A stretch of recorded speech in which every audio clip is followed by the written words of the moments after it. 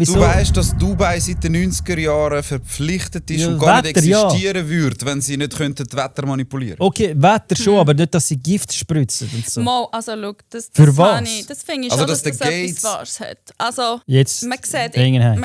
ich glaube schon auch, dass mega viel Giftstoffe verspritzt werden, wie auch, eben, man sagt ja, wie auch eben Zahnpasta mit Fluorid drin oder Ist die Erde rund oder flach? Oh! Bringen heim. Rund oder flach? Also für mich ist sie rund. Und fertig, ohne wieso, warum. Und ein Wespennest hier. Hey! Je nachdem, wie viel Küngel man rechnet. Nein, der Punkt ist so ein bisschen wie... Der Punkt ist... Aber dann denkst du ja, dass die Erde flach ist. Das ist nichts, du hast keinen Stress. Du Ja, hast weil die sobald du schönsten wieder den Dates. Fuß in die Schweiz setzt, musst du wieder, bezahlt. mit die meisten wieder arbeiten in ihrem Alltag, ihres Hamsterrad. Und dann hast du wirklich keinen Platz mehr, um das Dating fortzusetzen. Oder? Nachher kommt Ich einfach finde es aber etwas, eigentlich oh, noch lustig, weil zum Beispiel Männer, die ich gedatet habe, die wollten nie schauen. Weil sie immer so gesagt haben, eben das, was du gesagt hast, so im Sinne von, ich will sicher nicht schauen, wie du anderen Mann küsst. Dann denke ich mir so, ja... Es gibt so Pedo-Hunters. Ja, voll. Und wieso gibt es das überhaupt? Eben, denen solltest du alle ein Abzeichen geben. So etwas gibt es ja nur, weil es einfach zu wenig harte Strafe Also wäre gibt, ich dass es überhaupt so irgendwie etwas muss jemand mit ein geben. bisschen Macht, hätte ich gerade gesagt, so, und jetzt die Jungs, die machen jetzt einen Squad, also weißt du, so wie ein SWAT-Team, nur für das. Die kommen noch ein bisschen Sponsoren über, Also machen wir das finde ich, gross. Schweiz- Can't take no loss. Yeah, I don't even know what it costs. Yeah, I hit the ground and it go off. Yeah, hit the ground and it go off. So, diese Folge wird gesponsert von Allens Lab, einem Trainer aus Bern. Ihr könnt hier Booster kaufen fürs Gym oder Recovery. Das heisst, wenn ihr euch erholen müsst, geht unten dran in die Bio schauen. Ich habe den Link dort verlinkt. Mit dem Rabattcode Birrenweich hast du 10% Rabatt. Bringen heim. Also, willkommen bei Birrenweich Talk. Das ist Folge Nummer 12 mit dem Fabrizio und der Larissa. Und ihr könnt euch sehr gerne vorstellen, wer ihr seid, was ihr macht. Ladies first. Bringen heim. Da ist deine Cam, glaube ich. Hallo zusammen, ich bin Larissa und ich bin Ex-Bachelorette vom 2024. Ja, Mann. Heute zusammen, mich kennen ihr, glaube ich, auch noch. Der Ex-Bachelor 2023, aktuell bei Match My Ex in der Staffel 2. Jawohl, da bin ich. 23 war es in dem Fall. Und du nachher? Ja, Mann. Okay, krass. Das ist Du schon bist ein lange. Jahr vor mir gewesen. Ja. Stimmt. Ja. Die habe ich gesehen, von ihm habe ich es gesehen. Ich schaue nicht immer das Bachelor-Zeug, aber ich habe dich die kurz besuchen gesehen. in Südafrika. Ah ja, stimmt. Du bist mit der Rina vorbeigekommen. Hast Du mich- bist eine Teilnehmerin mal noch gewesen, gell? Ja, im Welche Staffel? 16. Was? Beim Janosch. Ja. Ah, der Janusz ist doch so Kickboxer oder so, oder? Ja, genau. Ah, und dort bist Das du... habe ich dafür nicht Ah, gewusst. krass. Hast du Also, gewusst? Nein, das habe ich dafür nicht gewusst. ich habe mich schon, der Schweizer hat sich informiert. Ja. Also, die erste Frage, wie kommt man eigentlich auf die Idee, sich beim Bachelor anzumelden? Voll, die Frage wird mega häufig gestellt, also mir zumindest. Das ist die meistgestellte Frage. So, ja, wie bist du auf die Idee gekommen und so. Und ich muss ganz ehrlich sagen, bei mir war glaube ich auch so ein bisschen ein Ausnahmefall gewesen, weil ich habe mich nicht direkt beworben. Ich bin nämlich Nicht? angeschrieben worden, voll. Wo bist du angeschrieben worden? Ich bin einfach auf random auf Instagram angeschrieben worden Von? von irgendeinem Account, wo quasi so ein Scout war, der scoutet. Okay. Ja, und die haben in dem Fall auf den sozialen Medien gescoutet und dann ist es irgendwie dazu gekommen, dass ich mich dem angenommen habe und gefunden habe, hey, wieso nicht? Du Hast lebst du nur gedacht, das ist einmal. fake? Ja, voll. Mal sicher. Eben. Zuerst habe ich voll gemeint, das ist fake. Vor allem, weil es eben irgendwie hure schnell hat müssen gehen. Also sie haben mega schnell wollen das wie abwickeln, weißt so, hey, komm vorbei zu uns ins Studio, stell dich mal vor. Und ich so, hä, voll das Scam. Sind ihr sicher? Bei mir ist es so mega schnell gegangen. Also ich glaube irgendwie... Gell? Ja, irgendwie gefühlt so ein paar Monate vorher. Haben sie dich auch angeschrieben, oder was? Also eigentlich, wie ich das Ganze bin reingekommen, ist auf der Straße passiert. Dann zumal, als ich Kandidatin war. Und dann bin ich, ja, bist halt schon so ein bisschen drin in dem Ganzen. Und ja, ich war immer ein bisschen in Kontakt mit ihnen. Und weisst, ich hätte niemals gedacht, dass ich jemals irgendwie Bachelorette könnte werden. Ja, mich Mit selber. 3+, oder? Ja. Ja, voll. Wie bist du denn gekommen als Kandidatin? Hey, im Fall gar nicht mega weit. Ich glaube, so 4. Folge oder so. Wieso Ich habe bist du das voll rausgeflogen? nicht gecheckt, das ist voll an mir vorbeigegangen, und dass du dort beim Ja, ich habe Janusz gegoogelt, Ja. darum habe ich es Ja. gewusst. Krass. Ja, mir ist dann gesundheitlich nicht gut gegangen. Gell, dann bin ich noch...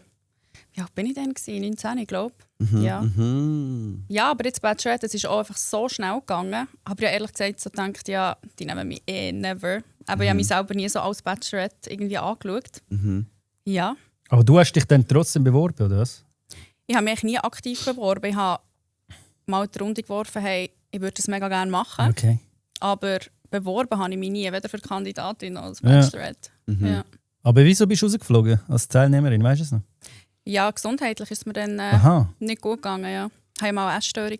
Weiss nicht, ob Aber er hat dich nicht wegen dem rausgerührt, weil du Essstörung hast, oder? Nein. Das ist Wow, das Nein. wäre krank. mies gewesen, ja. Nein, sicher nicht. Ah. Das wäre Es hure hat ihm mies dann- gewesen. Es hat ihm dann sogar mega, mega weh getan. Das hat mir mal gesehen. Er ist ein Sportler. Ich bin auch, Ja. komme auch vom Sport, von dem her. Ja.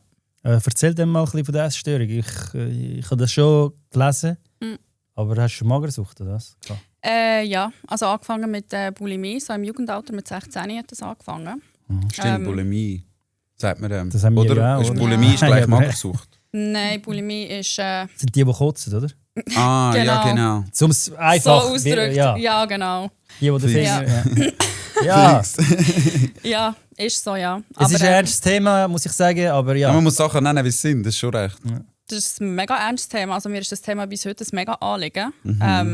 Ja, ich finde, das wird so ein bisschen unterschätzt oder nicht so thematisiert. Oder es ist immer Ich habe das so. auch mega stark gefunden. Du hast eigentlich während deiner ganzen Bachelorette-Karriere immer wieder das thematisiert und auf das aufmerksam gemacht. Ja. Und ich habe das mega stark gefunden. Das ist nochmal Ja, Chapeau für danke. das. Ja, weil es ist ja nicht einfach. Ja, ich über so etwas thematisiere zu so reden. immer wieder, weil ich finde einfach, es wird viel zu wenig thematisiert. Oder? Wir leben in einer Welt, wo Sport irgendwie mega wichtig ist, Aussehen ist mega wichtig und irgendwie es wird die ganze Zeit so ein bisschen kritisiert, so ein bisschen egal was du machst. Bist du zu dünn, dann bist also ich höre bis heute, bist du ein Hungerhaken, nimmst ein bisschen zu, du lässt dich gehen und ich finde so, gerade auf Social Media, so der... Fix. Ich Aber- sehe es ja auch bei mir. Bei mir ist, also ich habe jetzt nicht irgendwie, eben, Gott sei Dank, etwas müssen erleiden so in dem Sinn, oder? Aber ich bin jetzt ja auch nicht da, der Hulk, gerade so, wenn du mich Ja, nimmst ein anschaust. bisschen Test, und nachher ist das Problem gelöst. Oder? Ja, ja. Aber es ist durchaus so, dass die Society voll kritisch ist und findet so, hey, was läuft mit dem Hungerhaken dort und so, und hure Lauch und so. Also ich habe ja auch zig so Kommentare müssen, Schon? lesen unter dem Zeugs. Ja. Ich bin ja auch, eigentlich, wenn ich ehrlich bin ich auch der dünnste Bachelor so. Aber oder jetzt der hast du athletischste. irgendwie siehst du ein bisschen breiter aus, ich weiss nicht. Hast- Wirklich, ja. Gut, ich Hat glaube, er etwas- die Ferien in Brasilien haben mir gut getan. Ich bin ja fast einen Monat unten gewesen. Und das hat mir, glaube ich, gut getan. Aber machen so Kommentar etwas mit dir? Also weißt Ja, safe. Also ich glaube, jeder, der sagt, so einen Kommentar macht nichts mit dir, ist so ein bisschen ein Lügner. Weißt du, was ich meine? ja. Ja, es stresst einem schon. Es stresst einem innerlich schon. Je nachdem, manchmal mehr, manchmal weniger, je nachdem, was Genau. du am Tag hast. Voll. Aber mich Mega. stresst es eigentlich per se so, weil ich denke einfach so, hey Alter, du kennst mich nicht. Weißt du, was ich meine? Du kennst Ja, mich nicht. Was voll. erzählst du mir da aus irgendwo, aus deiner Perspektive, wo wahrscheinlich verkorkst ist, weißt du? So. Aber es kann auch motivieren. Aber eben, hat es dir dann nachher geschrieben, wenn jemand ja Bulimie hat, dann ist er ja sowieso... Sieht er sich dann anders, dicker, oder was? Wieso würde er dann noch mehr abnehmen? Das check ich Also nicht. gell, ich habe dann zumal Spitzensport betrieben. Ich glaube, das ist auch ein bisschen, ja, mich einfach perfekt ernähren. Und ja, ich habe mich immer ein bisschen zu dick gesehen. Was für Sport? Beziehungsweise- Gym, oder? Nein, Tennis habe ich Tennis. gespielt. Ja. Tennis, okay. Ja, und ich glaube, ich habe einfach das ein bisschen zu perfekt machen und habe gedacht, ich muss mich perfekt ernähren.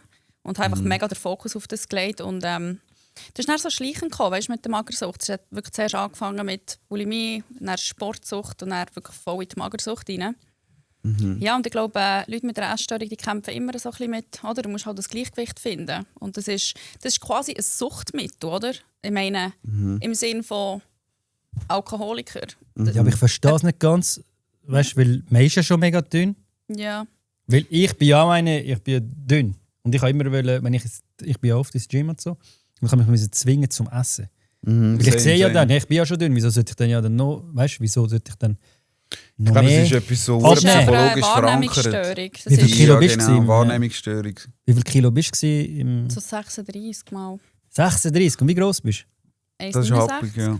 Ja. du? Oh, das ist schon Aber wenig, weißt, man 36 Kilo. sieht sich halt in diesem Moment auch anders. Also die Wahrnehmung Schon, ist eben mega das. gestört. Und ganz ehrlich, je dünner ich geworden bin, desto dicker habe ich mich gesehen. Ah, was? Aber Krass. wo siehst du denn das Fett am Körper? Wow, krass. Also man weiss es. Wenn man Also, 36 Kilo ist. du musst verstehen, dass man weiss, dass man nicht dick ist. Aber es ist einfach die Krankheit. Ich habe immer so gesagt, das ist okay. wie Ah, eine du hast das schon Stimme. gewusst? Ja, ich habe es schon gewusst. Aber ich habe wie nicht mehr damit aufhören. Das ist ja das Verflixte daran, oder? Mhm. Du weißt haargenau, hey, ich bin mich da jetzt gerade am zerstören. Und da kommt schon so ein Punkt, so, fuck, was Aber mache Sucht ich trifft es, glaube ich, gut. Weißt du, ich meine, es ist wie der Raucher, der weiss, wenn er raucht, ist es nicht gut. Aber er raucht gleich. Dopamin dann, wenn du rauchst, aber das weiss ich nicht. Gibt es da Dopamin, wenn du jetzt kotzt? Ja, weil du weißt, du bleibst dünn. Also das ist dann für mich eher so ein bisschen, ich glaube, oder viele Leute ja essen oder nicht essen, irgendwie zum Stress abbauen. Und ja, das irgendwie müssen analysieren, hey, warum mache ich das überhaupt? Und ich bin immer wieder so zur Schlussfolgerung gekommen, dass ich wie ein Problem jetzt beseitigen kann. Weißt du, so eine kurzfristige, aber kurzfristig. Weil dann holt es dich wieder rein oder dann ein Schuldgefühl, du ekelst dich von dir selber. Ja, weißt du wie. Aber eben, gell, Essen, es ist, wie gesagt, es ist eine Sucht. Das ist wie einem Alkoholiker sagst, ja, fang mal das Mittelmaß. Das geht gar nicht. Also weißt du, der trinkt entweder oder lässt es. Ja, wenn du ein Alkoholiker bist, schon, ja. Aber ich habe eine gesehen, ich war Kellner lang und dann ist eine ins Restaurant gekommen, sie war so dünn. Sie hat 2 Calzone bestellt und mir die Calzone damals mal so gross gemacht. Und sie hat die ganz gegessen. Der erste hat sie gegessen, dann ist sie aufs WC jedes Mal und wieder zurückgekommen. Oh shit. Mega. Aber ich habe mich halt gefragt, wie kannst du überhaupt den Hunger haben, um das alles in dich reinbiegen, auch wenn du es wieder rausgekotzt hast. Nein, ich glaube, es Wow. hat in diesem Moment gar nichts mit Hunger zu tun. Also eben, gell, ich habe das auch viel erlebt, dass ich zum Beispiel, ja, der Hunger ist den ganzen Tag und man kennt es, oder dann am Abend hast du voll die Heißhunger-Attacke. Dann hast du so wie einen Dann bist du voll sogenannten, rein. ja, so einen Essanfall. Aber es geht im Fall nicht um Hunger in diesem Moment. Also mein Hungersättigungsgefühl war zum Beispiel eine Zeit lang mega gestört gewesen. Also gar nicht gewusst, ob ich Hunger oder satt bin. Aber hast du denn können essen? Ich habe manchmal, dann, wenn du eben ins Training Ja. gehst und musst auf deine Proteine kommen und so, oder auf deine Kohlenhydrate, das Problem ist, dass die einen dann Mühe haben, um das überhaupt zu sich zu nehmen. Weil Also- es dann wie, es geht nicht mehr rein, weißt? Das kennen die paar nicht, aber... Nein, also ich habe essen das- habe ich eigentlich immer können. Das war mehr im Kopf Schön. gewesen bei mir. So. Aber so Okay. das schlechte Gewissen und eben das, ja, alles perfekt wollen machen. Ja. Ja, bei mir ist es mehr umgekehrt. Ich muss mich immer noch zwingen, Mann, zum Essen. Aber das Essen ist immer zum Mittag. zum Ja, Nacht, ja, ich weißt esse du. eigentlich regelmäßig und genug und so, aber ich nehme einfach nicht zu. Ich glaube, ich bin mal beim Hausarzt gewesen, der hat gemeint, eben, du hast einfach Schilddrüse schnell überfuchst, Stoffwechsel ja. und so Gespäss. Mm. So verbrennst so viel wie ein Hussein Bolt, wenn du einfach arbeiten gehst. Ich so, ja, ist Ich gut. finde es noch weißt, so interessant, Männer wollen immer so zunehmen und Frauen wollen immer irgendwie so... Genau, so Ja. mega, ja. Ja, kommt darauf an, was für, oder? Es gibt ja Männer, die halt Übergewicht haben. Bei denen sieht es auch wieder anders aus. Aber es gibt halt viele Männer, die halt eben wo ins Gym gehen und sie mit sich zwingen zum Essen, weil sie schnell einen Stoffwechsel haben und so. Also das ist das Problem. Ja. Und habt ihr nachher habt ihr euch angemeldet beim Bachelor und so, habt ihr eine Zusage bekommen? Und wie ist euer Umfeld damit umgegangen? Habt ihr nicht Hate bekommen von den einen Kollegen oder Familie? Hat nicht jemand gesagt, hey, was machst du dort und so? Oder haben sie es gefeiert? Also bei mir war es mega positiv gewesen. Also ich hatte nicht irgendwie jemanden, der gesagt hat, meine Mama war im ersten Moment so, gewesen, oh, aber benimm dich dann und ja, mach keinen Scheiß so. Der Kölbenmelken da links. Ja, aber sonst haben sich shit. alle mega gefeiert, glaube ich. Ja. Bei mir war es auch so, ein bisschen so gewesen. Also, meine Mami ist ja ein brasilianisches Mami und sie hat eben, eigentlich bin ich wegen ihr dort angegangen. Wegen Sie ihr? Ist, ja, voll. Sie ist voll Bachelor-Fan. Also, wirklich? warte, sorry, deine Mutter ist Brasilianerin, Vater Schweizer, stimmt? Genau. Und sie ist voll der Fan. Sie hat sich das schon und je gegeben und so. Und ich hatte das voll nicht auf der Map gehabt, eigentlich. Ja. Und sie hat dann mich mega bestärkt, weißt ich so, hey Mom, zu eben, ich habe da machen. so eine Anfrage bekommen. Was meinst du und so, weißt du? Und sie dann so, hey, voll, das musst du machen, dann wirst du der Prinz von der Schweiz und so. Der Und ich so, Prinz sicher von der nicht. Ich so, wie Wie meinst hast du du es das? gesagt? Mit dem Akzent und so, oder? Ja, genau. Und ich so, ja, wieso nicht? Komm. Dann habe ich ein bisschen TikToks geschaut und so und habe dann angefangen, mich eben in die Trash-Sparte zu begeben und habe dann gecheckt, oh shit, das ist in dem Fall eben doch nicht ganz ohne, Aber hast weißt du vor deiner Teilnahme schon in die Trash-Sparte rein da? Eben, Ja. wie habt ihr das gesehen vorher?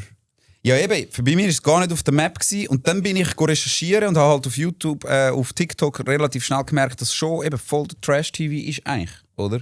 Ja. Also richtig Schweizer Trash-TV. Also, halt. ich muss dazu sagen, also ich finde, Bachelor und Bachelorette ist so das, wie soll ich sagen, das beste Format, also das wenig trashigste Format, finde ich, von allen Formaten, wo man... Was? Also im Gegensatz Ach so. zu Ja, so viele Reality Formate TV. haben wir ja nicht. Also Match My Ex, zum Beispiel Reality Island, dann haben wir Jung, Wild und Sexy. Oder Ja, die sind wie- schon schlimm, ja. Also, Also- schlimm. Ich Also, find's- aber ist Reality Island von uns, von der Schweiz? Ja, Ja? ja. Okay, fair. Ich weiß halt nicht, ich habe das Gefühl, weil eben viele vergleichen ja immer Bachelor nachher mit Bachelor Germany. und sagen dann so, ja, die Deutschen, die sind viel eleganter und die haben viel Ja, weniger aber- Trash und das ist viel, weißt du, was ich meine? Es Eleganter? kommt viel, ja, es kommt dann viel... Die melken das Dings dort. Ja, aber weißt du, im Wenn ich Sinne meine von... Tochter würde dort sehen, wie sie... Ja gut, aber das ist ja das Konzept vom Das wäre Programm. Horror. Go melken gehen, in dem Sinne. Das Oder ist die das Leute melken Konzept, schicken. Aber weißt du, was ich meine? So... Aber weißt du, was ich meine? In Deutschland sagen sie wie so ein bisschen, es ist so eine Art edler.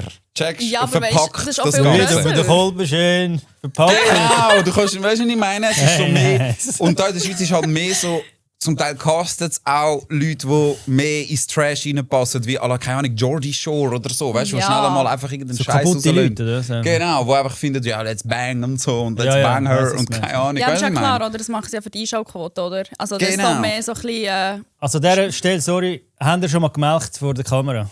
Nein, Nein, never. Also in Reality-Shows? nein, nein. Nie. Okay. Nein, ich bin jetzt Super. bei Match My Ex aktuell ist ein bisschen kritisch gewesen.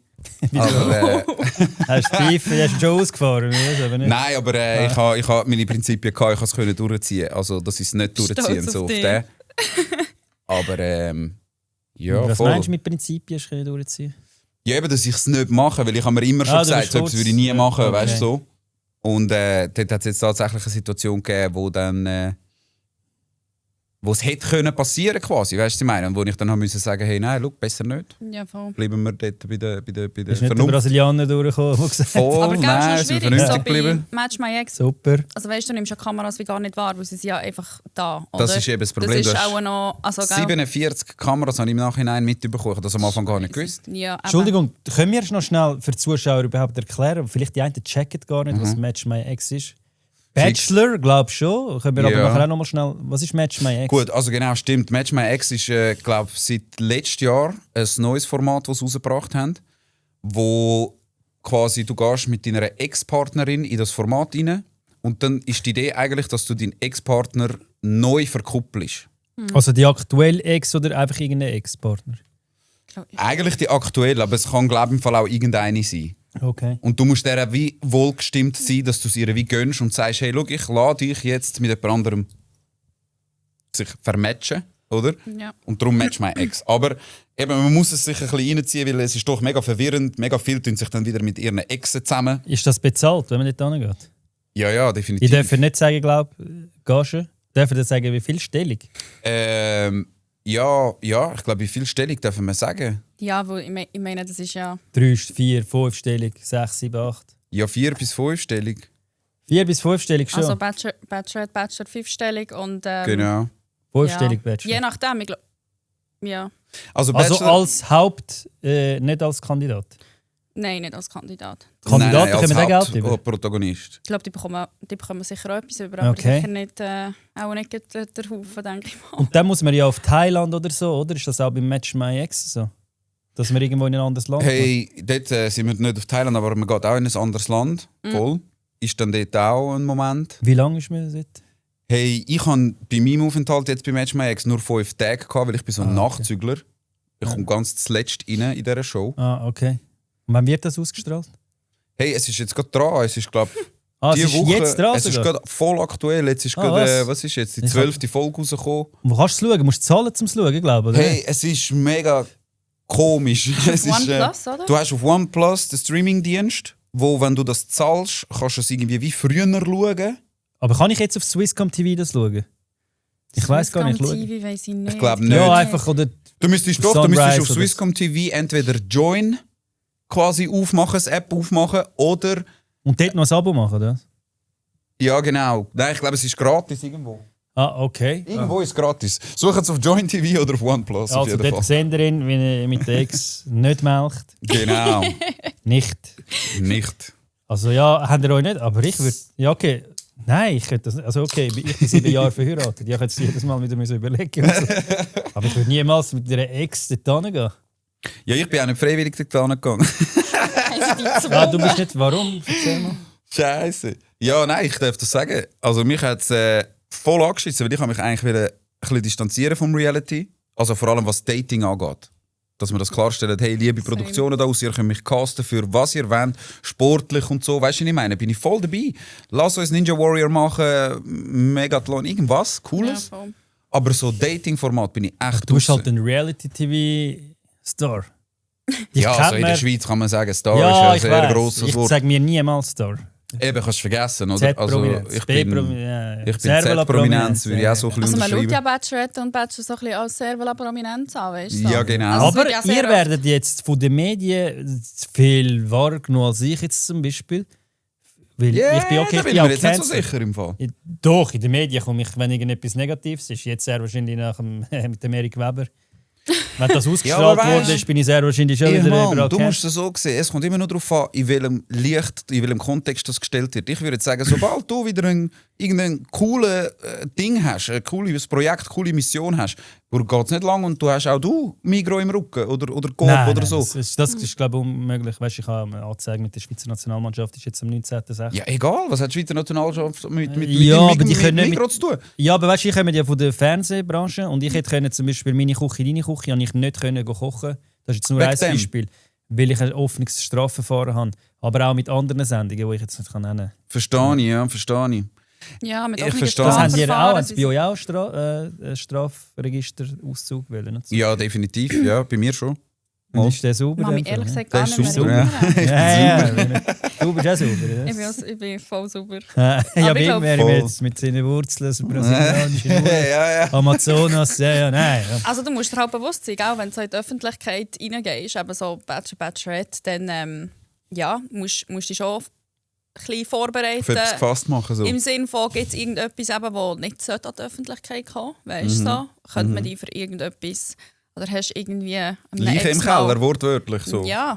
Eben, Wir haben haben wir mal einen gefragt- Shitstorm gehabt? Nein. Aber du, wenn ich dich gegoogelt habe, ich habe nicht gesehen, irgendetwas ist mal... Ist nicht etwas gewesen bei dir mal? Bei dir weiss ich. Also Shitstorm gegen mich, Mensch. Nein, einfach etwas, wo negativ über dich berichtet wurde ist nachher. Aber ich weiss es nicht. Ich tue jetzt nicht extra Sogar sagen, steht sehr dass viel du immer, sagst, ja. steht immer viel über die Essstörung, über das Radio offen und das ist mir auch so Aber das ist ja anliegend. nicht negativ. Nein. Ich sehe das jetzt nicht negativ, oder? Weil du tust es ja positiv propagieren, Nein, Ja. dass das man ist nicht nicht aktiv negativ. Das ist dagegen... ja, nein. Weißt du, ich meine, etwas machen. Die Trennung von meinem Freund war drin, aber eigentlich... Das ist aktuell, gell? Ja, das war vor kurzem, ja. Du willst nicht droppen, wieso? Ja? Du hast geglaubt, dort steht eben, du willst dich nicht dazu äußern. Ich habe es schon gesehen, aber ich habe gedacht, hey, vielleicht können wir etwas können wir etwas rauskriegen. Also, Wer hat Schluss gemacht? Ich? Du? Ja. Warum? Ja, weil gewisse Sachen, die für mich in der Beziehung wichtig sind oder grundlegend sind, einfach nicht erfüllt worden. Ah, dann Sagen kannst du wir das vielleicht mal uns Tipps geben, dass wir das nicht machen. Dass, ja, bei mir wird es teure Sache, wenn ich dich verheiratet und so. Weißt. Ja, es steht Eventuell vieles auf kannst du dem mir Spiel. Alles auf dem Spiel, ja. Finanzen, Ja, Kind. sagen wir so. Ich, Socken rumliegen lassen, oder was? unter anderem. Ja, aber das Nein, macht Spaß. jeder. Welcher Mann tut nicht... Nein, Ich würde auch sagen, ja, ja. so ein bisschen, wie sagt man, Catfish. Weißt du, so ein bisschen im Sinn von etwas vorgegeben Etwas verkauft sein, und nachher... wo du nicht bist. Genau. Du verkaufst etwas oder zeigst dich, wie du halt einfach nachher gar nicht bist. Und das finde ich so Gut, das ein machen hure viel, oder? Das machen 80% der Leute. Zum Ja. Glück Das musst du nicht mehr darauf an, daten, wie oder? lange dass du zusammen auch bist. Du merkst, glaube erst wenn du zusammen wohnst und so, dann merkt man, meistens klappt es mega gut. Und nachher, wenn man zusammen wohnt, Ich habe immer so einen Trick gehabt. dann ist Stimmt. Geh mit denen in die Ferien, so schnell wie möglich. Ja, Weil dann ist so fair, ja. Simulation von zusammen wohnen, oder? Du bist dann für eine Woche, 2 oder 4 Aber Tage, schon, was auch immer, ja, in aber dem du musst schon ein Hotelzimmer. Zeitchen gehen. Schon Genau. über eine Woche. Mindestens 5 Tage, ja. Ja. Gut, der Alltag, zum Beispiel jetzt eben Bachelorette, also ich weiss nicht, wo du bist heimgekommen mit Rina, auf einmal kommst du von dir eine Bubble heim und dann tätst du den Alltag. Also, Gut, mit mir und ihr war halt hure speziell, gewesen, gell? Weil wir haben die gleiche Landessprache gehabt und so. Das hat mir eben hure viel gegeben und vereinfacht auch. ja, voll. Weißt du, was ich Ja, meine? wir waren ja auch lange zusammen. Also, Und wir sind nachher 1,5 Jahre, fast 2 zusammen gewesen. Das ist lang für Bachelor. Oder? Und eigentlich fast rekordverdächtig, genau. Aber Gibt es einen Bachelor oder Bachelorette, die jetzt noch zusammen sind? ja, die der Tina. allererste, oder? Schon? Die Tina ist mit dem Cyril immer noch zusammen. Jetzt Und seit 5 Bachelorette, Erste ja. Bachelorette, oder? Nein, sie ist nicht die erste, sie ist Oh, seit 2 Jahren vor mir. ja, in gewesen, dem die Fall, Tina. ich nicht gewusst. Aber sie ist die erste, die es funktioniert hat, so meint er. Oder? Die Wo erste, jetzt noch zusammen geklappt hat. sind, wo's dort, weil dort, wieso gibt es das Bachelorette eigentlich? Die gehen ja dort hin, um die Liebe vor ihrem Leben zu finden, aber bis jetzt hat es noch gar niemand gefunden, außer eben eine. Ja. Wie viele Staffeln hat es schon gegeben? Und meiner Meinung nach, ich habe das immer so gesehen, wenn ich jetzt ein Kandidat wäre, Und dort ist eine Frau und ich bin der Kandidat. Und ich sehe, sie küsst mit dem. Dann sage ich, hey, was läuft mit dir? Ich gehe freiwillig, schönen Abend. Aber das ist meine Dings. Ja, das ist meine Ansicht und ich will auch gar nicht jemanden... Ja gut, aber als Mann ist wieder anders, nicht? Wenn du dich so mal wie der Scheich im Dings fühlst, oder wie sagen wir, der Hahn im Korb. Genau, ja, es Und ist nachher halt, denkst das du so, wollte ich oh, genau wow. auch wollen besprechen, weil das ist ja dann wieder unfair gegenüber den Frauen, weil der Mann ist dann der Geviert, weil er viele Frauen hat, aber wenn die Frau viele Männer dort Ja, das hat... ist voll unfair. Nein, aber darum gibt es das ja auch Aber ist versa, das so? oder? Also darum gibt es ja auch eine Bachelorette, weil die Frau das ja auch darf, oder? Und es gibt ja auch immer Kandidaten für Frauen sollten das. das Gleiche dürfen machen wie Männer, aber bei Frauen wird es irgendwie noch so ein bisschen angeschaut wie, küsst ist ein paar Typen.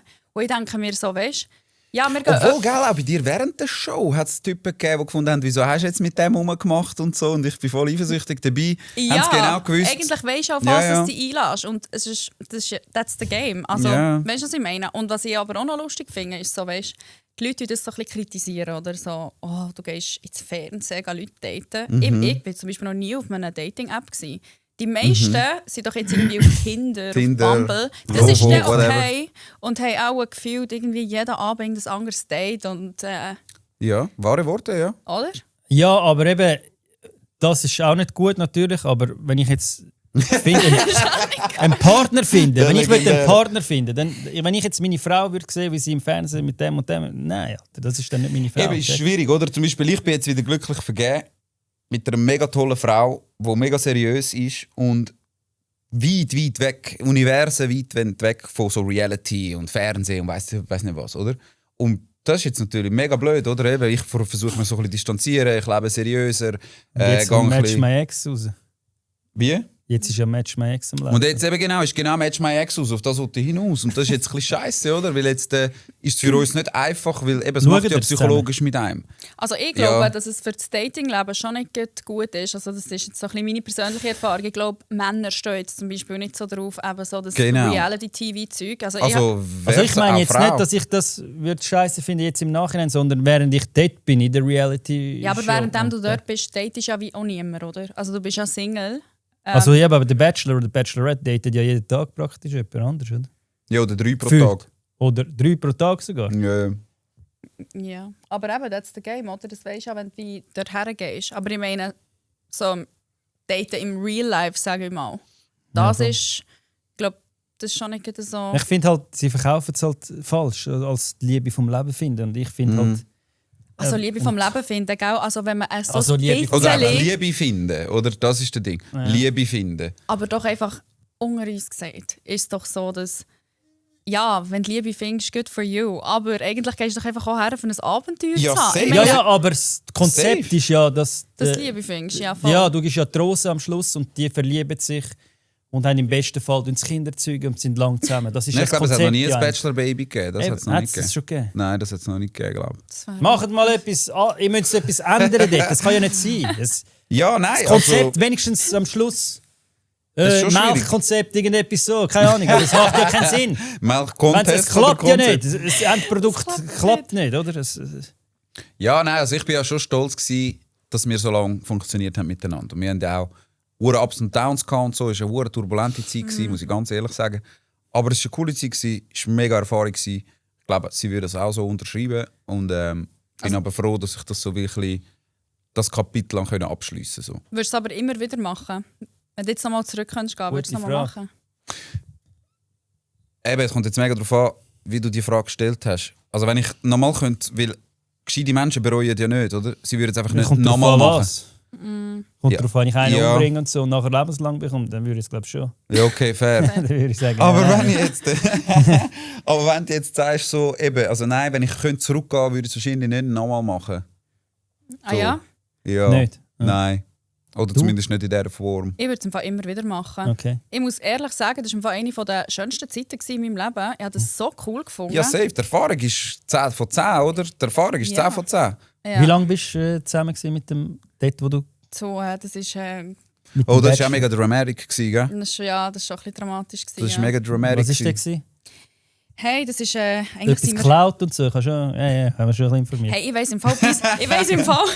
bis heute nicht, So geil. Erzähl mal bitte. was dort passiert ist. Jetzt muss ich jetzt selber überlegen. Aber ich weiss nicht, wer Irgendwie- schuld ist und so. Ich habe es nur so schnell übersprungen. Hey, Ich vergiss kennst du es, wenn dir so viele Leute so Informationen geben und du am Schluss so bist, so, what the fuck, was glaube ich jetzt? So eine Situation hatte ich dann gehabt. Und irgendwie hat es anscheinend eine Situation gegeben, wo mehrere Kandidaten irgendwo in einem Resti waren und irgendwie hat der mein Auserwählt dann irgendwie etwas an diesem Abend mit ihr und ihr einen Ring geschenkt. Und es eben Während dem Essen, das? nicht während dem Essen, ich glaube beim Heimfahren. Ah, noch schnell. Ja, da kannst du noch schnell einen Ring haben, jawohl. Ja, ich bin nicht rausgekommen. Also, glaub, bis heute weiss ich nicht, was dann eigentlich genau passiert ist. Also, ja, und einfach so ein bisschen Eifersüchteleien, sage ich mal. Ja, aber hey, I don't know. Ich würde es so gerne erzählen, wenn ich es wüsste. Ja. Aber Also hat es nicht lange gehabt, in dem Fall? nein, ein paar Wochen, gell? Ein paar Wochen? Ja, wir haben es nicht einmal geschafft bis Immerhin, zur ja, ja. Ausstrahlung, gell? Ah, nicht einmal? Nein. Ah, krass. Musst du dich ja verstecken, also in dem Sinn, oder? Darfst ja nicht... Da muss man sich eben, gell, weil das wird ja immer aufgenommen. ja. Und dann ist man aber schon wieder... Dann ist man ja zusammen. Wie habt ihr denn das können verstecken? Dann darfst du ja gar nicht... Ja, das ist so ein bisschen gesehen im Versteckten, Das ist gell? mega scheiße. Du musst Ja. einfach... Ja. Ich Darum hab's dann- kann das auch Scheiße. sein, dass wegen dem auch viel auseinandergehen, Beziehungen dann. Definitiv. Also ich glaube, dass halt du dort mega in deiner Bubble bist und das ist also so ausgerichtet, oder? Dass du musst nicht arbeiten. Du hast nichts, du hast keinen Stress. Du Ja, hast weil die sobald du schönsten wieder den Dates. Fuß in die Schweiz setzt, musst du Bist wieder, bezahlt. müssen die meisten wieder arbeiten in ihrem Alltag, ihres Hamsterrad. Und dann hast du wirklich keinen Platz mehr, um das Dating fortzusetzen, oder? Und sagen, hey, lass uns am Donnerstag nochmal einen Kaffee nehmen und schauen, was jetzt dort passiert ist in Thailand. Oder? Das machen viele nicht, das kippen alle. Und nachher heisst es dann irgendwann so nach ein paar Wochen, und? Wie sieht es aus bei euch? Und Genau. sie sind alle in ihrer Ja. Welt zurück. Und Und hat sich nie jemand verschnurrt oder sonst etwas? Du hast dich, glaube ich, verschnurrt. Kannst du mir erzählen, was ist das? ja. Also Hat's ich habe dich auch gejagt, mal oder? aber eben, was Ein soll ich Livestream sagen? war. Das ist ein Livestream ist das gsi. Das ist hure mies gsi. Da habe ich bis heute habe ich noch so ein grusiges Echo im Ohr. Wegen dem TikTok, meinst du, ja, wo oder? da so Kandidatinnen mega schlimm irgendwie uns im Privaten nachgejagt sind, auf gut Deutsch, und so Hassmitteilungen geschrieben haben und sogar über E-Mail und so. Kandidatinnen, die bei dir Ja, sind nicht, in wo deiner nicht Folge. gewonnen haben, weißt, wo Ja, wo haben halt dir nicht gewonnen geschrieben, haben. das?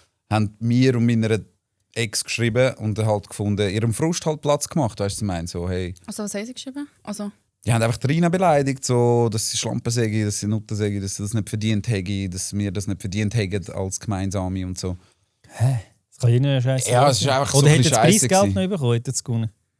Nein, eigentlich nicht. Nicht. nein. Aber ich glaube, in dem Moment geht es wirklich so ein bisschen unbedingt um Aufmerksamkeit, um können eben auch ein bisschen etwas von dieser Visibilität, Schrägstrich, Anführungszeichen, Fame, dann können etwas nehmen, weißt du, was ich meine? Und es ist mega scheiße gelaufen. Also bis heute haben die Leute, glaube ich, das Gefühl, zum Teil irgendwo, ich sage so ein bisschen Frauenfeind und so, was ja völlig Stimmt, oder? völlig Brasilien. bärenweich ist. Nein, so ein Scheiß. Weißt du, was ich meine? Aber Was war eine Aussage für die Dings, die es nicht wissen, die Zuschauer? Was hast du dort für eine Aussage getätigt, wo jetzt die schlimmste, wo du es gerade weißt?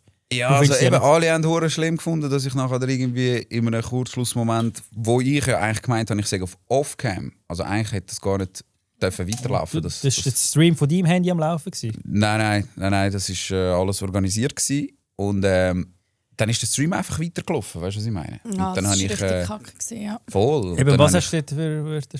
Willst du es überhaupt sagen? Kannst du auch sagen, du willst es nicht sagen, ist kein Problem. soll ich das jetzt sagen, Mann? Wie du willst. Du kannst auch nachher sagen, hey, schneid es raus. Hauptsache, du sagst es heute. Dass man so- Hey. Und während dem Stream. Oder Ja, du weißt du, sagst, für nein, mich ich ist es will's nach wie nicht sagen, vor ist wie kein nicht Problem. so ein schlimmes Wort. Die Leute Komm, haben das bring ihn aber heim, komm. hure in den falschen Hals bekommen. Und, so. Bring ihn heim, komm, was hast du gesagt? Und dann habe ich gedacht, hey, Scheiße, Mann. Nein, komm, ich glaube, ich Es sage ist, es es ist nicht mega... Also, ja, logisch. Es ist... Vor allem, Ich habe weißt du, ich habe selbst schon jetzt... schlimmere Sachen gesagt. Nein, weißt du, Ja, warum ja. ist es so? Ja. Mittlerweile Okay. bin ich auch ein bisschen skeptisch mit dieser Wortwahl, weil ich tatsächlich mehr zum Glauben gefunden habe und ein bisschen näher zu Gott am Rutschen bin und so, weißt du? Gerade eben mit ein bisschen wieder weg von Reality, normal, bodenständig und so. Ja. Ein bisschen weg Und- von Real, aber das ist gerade am Laufen. Das ist ein bisschen blöd, ja. Genau. Aber in Zukunft. Aber oder? in Zukunft So meint er's nicht. gesprochen, oder? Wir müssen schon vorbeugen, dass nicht Kommentare nachher rein. Ja, musst du wirklich Tacheles reden, oder? Und dann habe ich halt irgendwie gesagt, Gott so, oder? Okay. Das war halt schon ein bisschen harter Tobak für gewisse Also, Leute. wenn es Nachrichten schicken und so, dann finde ich, dass man auch etwas darf so zurück sagen. Es ist wie nicht so mega ernst gemeint gsi, weißt du, was ich meine? Die Leute haben das einfach, weil ich so gefrustet war, bin gerade jedes Wort für bares Wort genommen und auf die Waagschale und gefunden, was Gott verlassen, ist gerade hure krass. Aber sie Weißt du, was ich sagen, meine? ja, aber sie Ist sagen, grad deine so Frau ist, ja, aber man krass meint sie und nicht eben- wortwörtlich so, weißt du? Genau. Und viele haben das dann aber auch verstanden und haben gerade so vorgeschaltet und checken, hey, schau, er würde so etwas niemals sagen. Wenn du einem Hurensohn sagst du ja nicht genau, dass seine Mutter jetzt geht anschaffen und Sondern du willst ihn eigentlich beleidigen, einfach du so beleidigst ihn schnell. einfach so. Oder du Behinderte, sagst du ja nicht, hey, du bist körperlich Oder du hast vor allem nichts gegen Behinderte in dem Ja, Moment, nur genau. weil du das so sagst, oder? Und genau, aber Gott sei Dank, eben, Community ist mega kompliziert. Ich muss dir ehrlich sagen, eben, was ich am meisten gelernt habe von Reality, ist, die Menschen haben null Plan. Nein. Leider muss man das so sagen. Die Menschen haben null Plan, oder? Die checken gar nicht, was geht.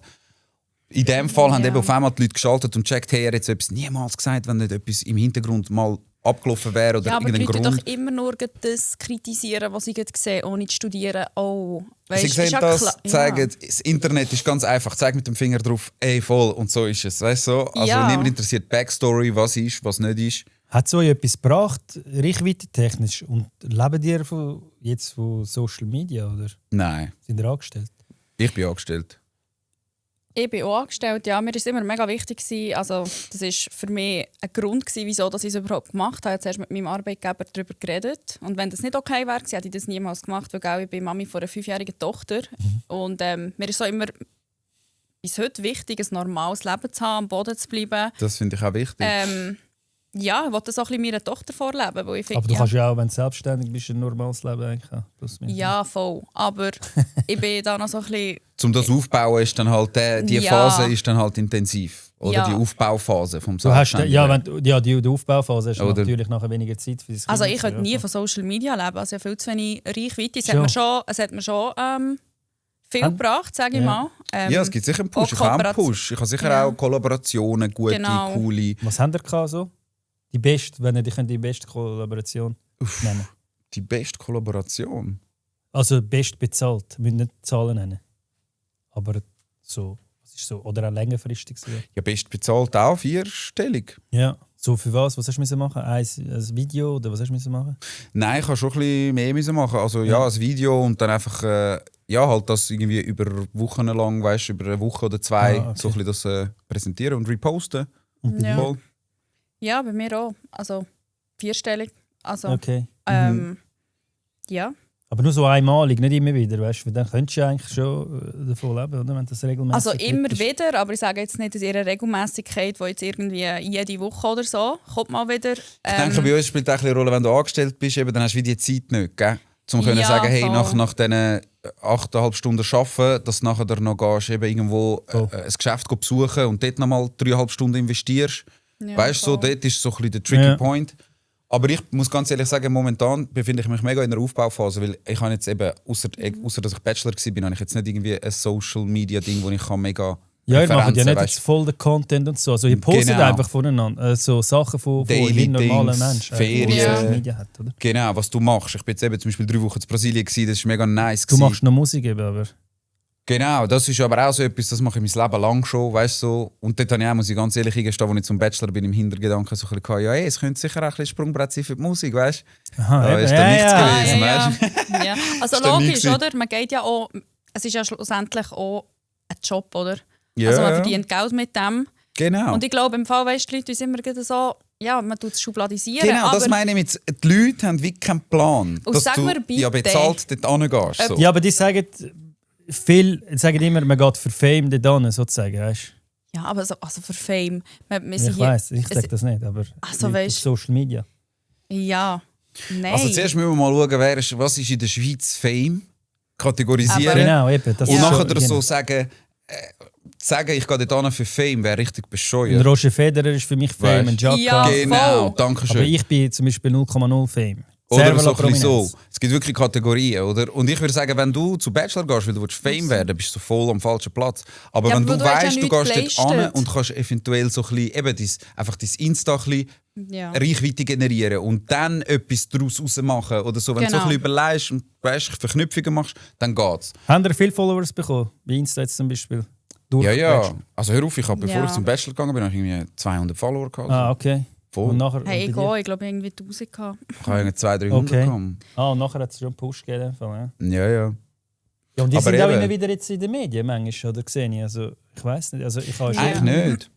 Du, bei dir ist Ich eben bin jetzt eben nochmal auch ein mega Jahr länger her. geblacklistet, oder? Sie sehe ich jetzt. Ah, eben. Hey, ja, ich komme irgendwie immer mal wieder, ich weiß auch nicht, das ist irgendwie jetzt gerade wieder, ja, immer mal wieder etwas, das stimmt. So Bachelor, Bachelorette, eben, ich kenne ja noch andere Bachelorette oder Bachelor und die sind auch immer wieder in den Medien, oder? Weil sie dort mitgemacht haben. Sie sind wie eine Relevanz in der Medienwelt.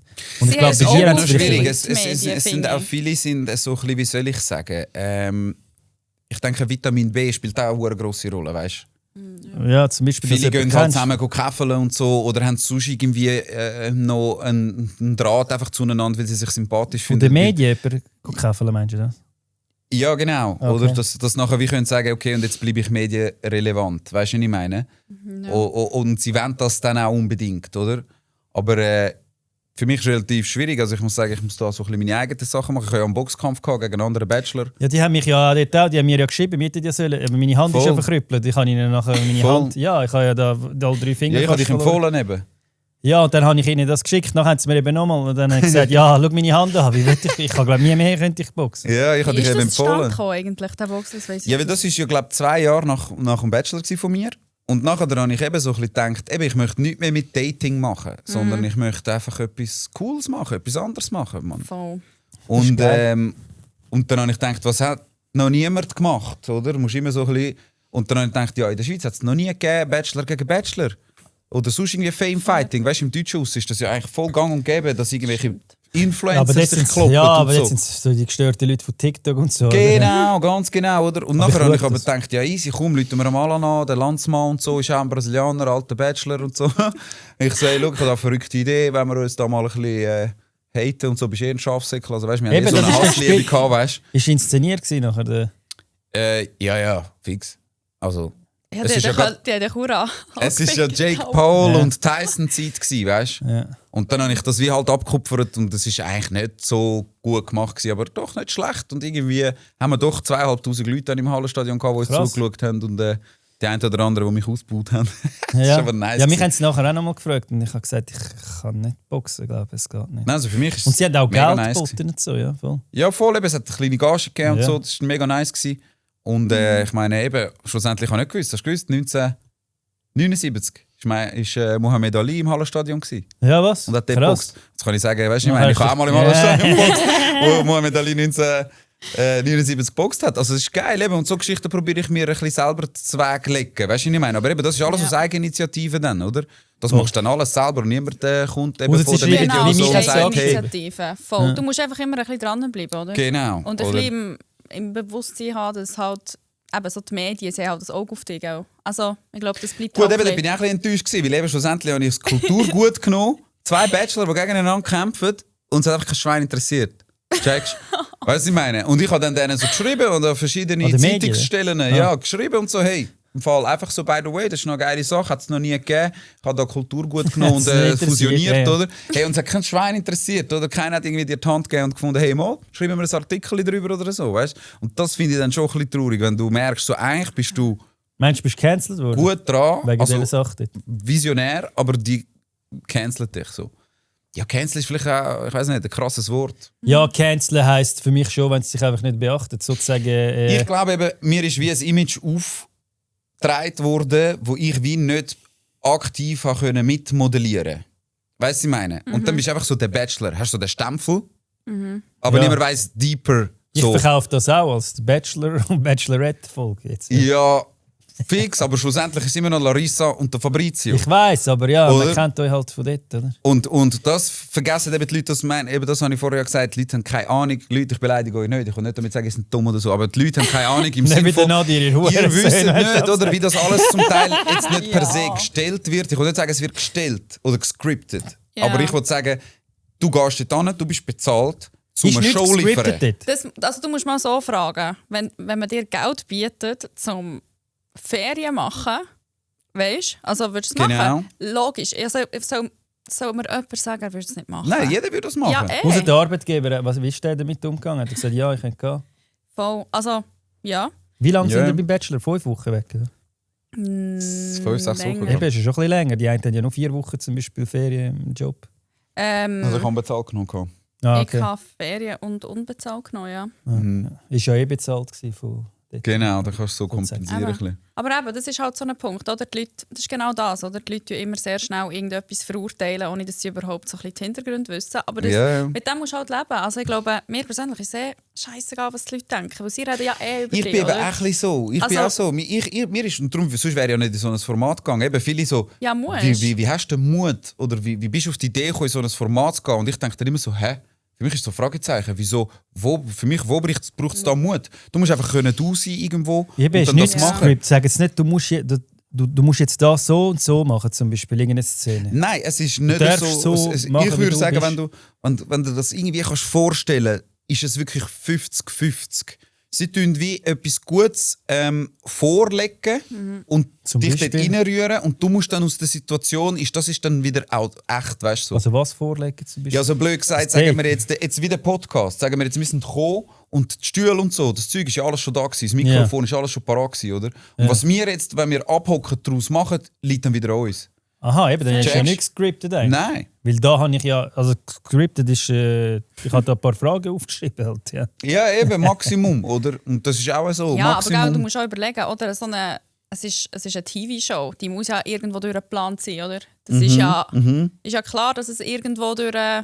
gewisse Abläufe hat, wo so ein bisschen gewollt sind, weißt du? Hat es irgendwann eine Szene bei euch gehabt, oder bei dir, wo du dort warst und irgendeine peinliche Szene, wo du denkst, Scheiße, wieso ist die ausgestrahlt worden, das hätte ich lieber gecuttet haben oder so? Ja, sowieso, fast jede zweite. Schon? Ja, sicher, weil eben am Anfang gehst du dort hin, du gehst voll confident und so und du denkst, hey, ich bin ich und so und ich gebe mich, wie ich bin. Ja. Aber schlussendlich hast du 0,000 Einfluss auf den Zusammenschnitt am Schluss.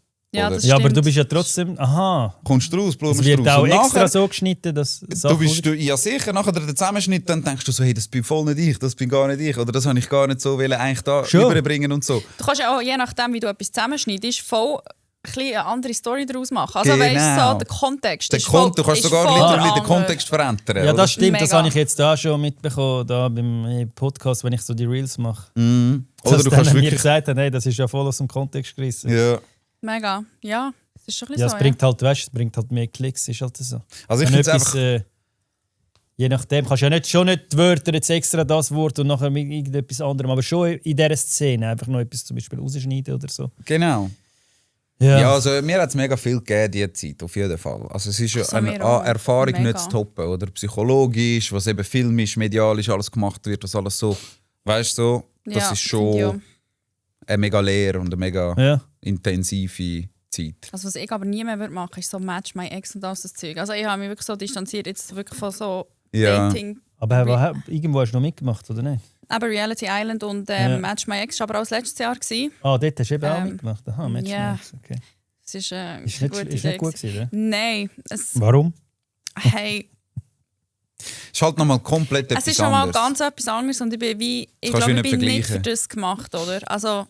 Es ist wie nicht... Ich hatte zwar mega Bock gehabt, um dort reingehen, gerade weil es etwas anderes ist. Also weißt du, zuerst habe ich mich mega schwierig getan, ich wollte ja nicht gehen. Die haben mir über 500 Mal angerufen, meine Ex hat mir 500 Mal angerufen, ich musste da mit der Gage verhandeln, bis ich dann wirklich beim zigtausendsten Mal gesagt habe, also gut. Machen die das selber mit Gage verhandeln oder ein Management oder so? Ich habe kein Management. Okay, ja. Ich bin mein Manager. Also sie haben dir zum Beispiel weniger gegeben und du hast gesagt, hey, nein, ich brauche mehr, ja, sonst mache ich nicht mit und so. Voll. Ich habe es voll nicht gesehen. Ich habe es voll nicht gesehen und so. Und ich bin nachher enttäuscht, als ich nachher gecheckt habe, hey, shit, ich hätte noch viel mehr rausholen. Eben, weil andere Mitstreiter haben dann mehr. Oder haben die alle gleich viel? Ja, also ich habe ja gesagt, ich habe jetzt für Match My Ex so 4-stellig bekommen. Und nachher, als ich nachher in der Show war, habe ich damit bekommen, dass so Mitstreiter irgendwie 5-stellig bekommen haben. Ja, was? Ja, ich glaub, und dann hat es mich dann schon ein bisschen angeschissen, checkst? Das stimmt. Wenn du dann das hörst, dann denkst du so, ja, easy. Also logisch, weil seine Emotionen sind in dem Fall mehr wert wie meine. Ja, das weißt du, was ich meine? Schon voll. Aber hat der andere zum Beispiel mehr Reichweite jetzt gehabt? Ja, es war halt ein Deutscher. Ich glaube, der hat besser verhandelt einfach. Es ist wirklich, man muss halt einfach ein bisschen Jetzt Ja, es ist Nachhinein- einerseits Verhandlungssache, aber irgendwo hast du wie deinen Marktwert, weißt du? Ja, fair. Ich kann jetzt auch nicht, wenn ich jetzt einen Zeki sehe, ist ja ein Kollege von mir, wenn er irgendwo etwas verlangt, ich würde niemals gleich viel verlangen wie er, oder? Weil er hat, weißt du, das sind ja Er hat Welten. einfach andere Dinge, ja. Oder weil er ist mega bekannt und mega Reichweite und dann ist ja logisch, dass er mehr kann verlangen sozusagen, oder? Ja, und eben die Deutschen verdienen grundsätzlich ein bisschen mehr. Oder die haben ja schon so ein bisschen, also die meisten dort Die ja haben ein schon bisschen wegen der sprachlichen mehr Ja. Reichweite Potenzial, oder? Weil Deutschland, Ja. Österreich, Schweiz. Das hat mich gleich Ja. getriggert so. Ja. Weil ich meine, einfach mehr. Ich weiss voll, was du meinst. checkst.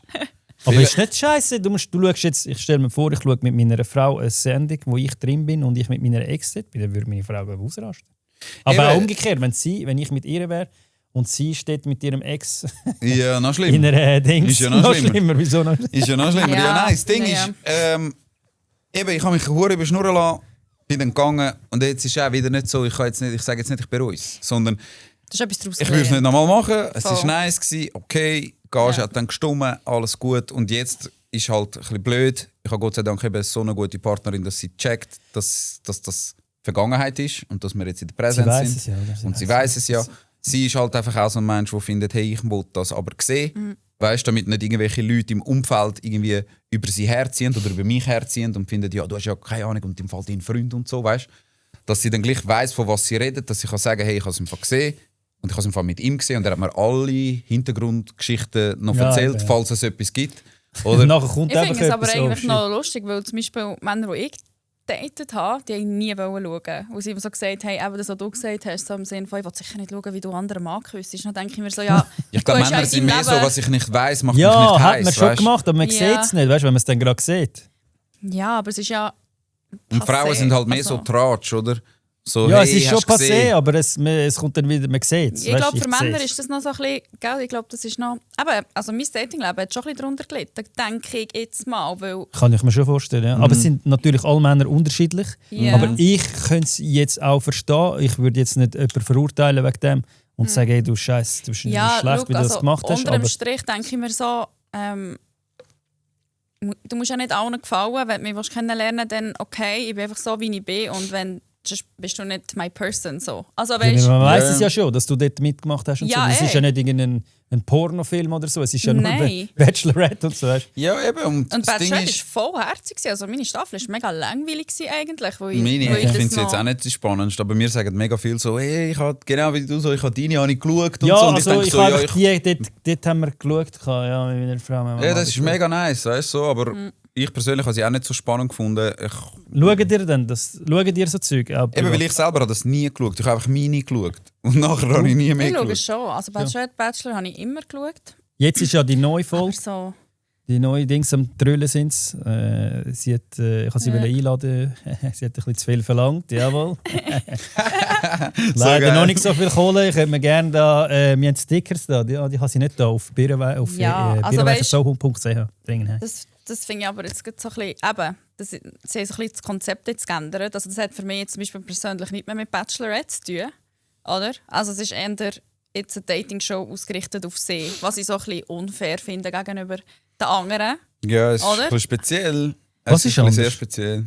Ja, also die Kandidaten haben sich ja quasi anmelden für sie. Oder sie haben ja gewusst, dass sie Bachelorette ist und ich finde... Das war vorher nicht so gewesen, oder? Ja, weil sonst ist es ja ein Blind Dating. Ah. Du So. weißt nie, du meldest dich als Kandidat an und du weißt nie, wer nachher dort steht, aber das oder? ist doch genau das Lustige. Die erste Folge ist einfach die geilste Folge, Ja, wo man eigentlich sich der das erste Reveal, Mal... ja.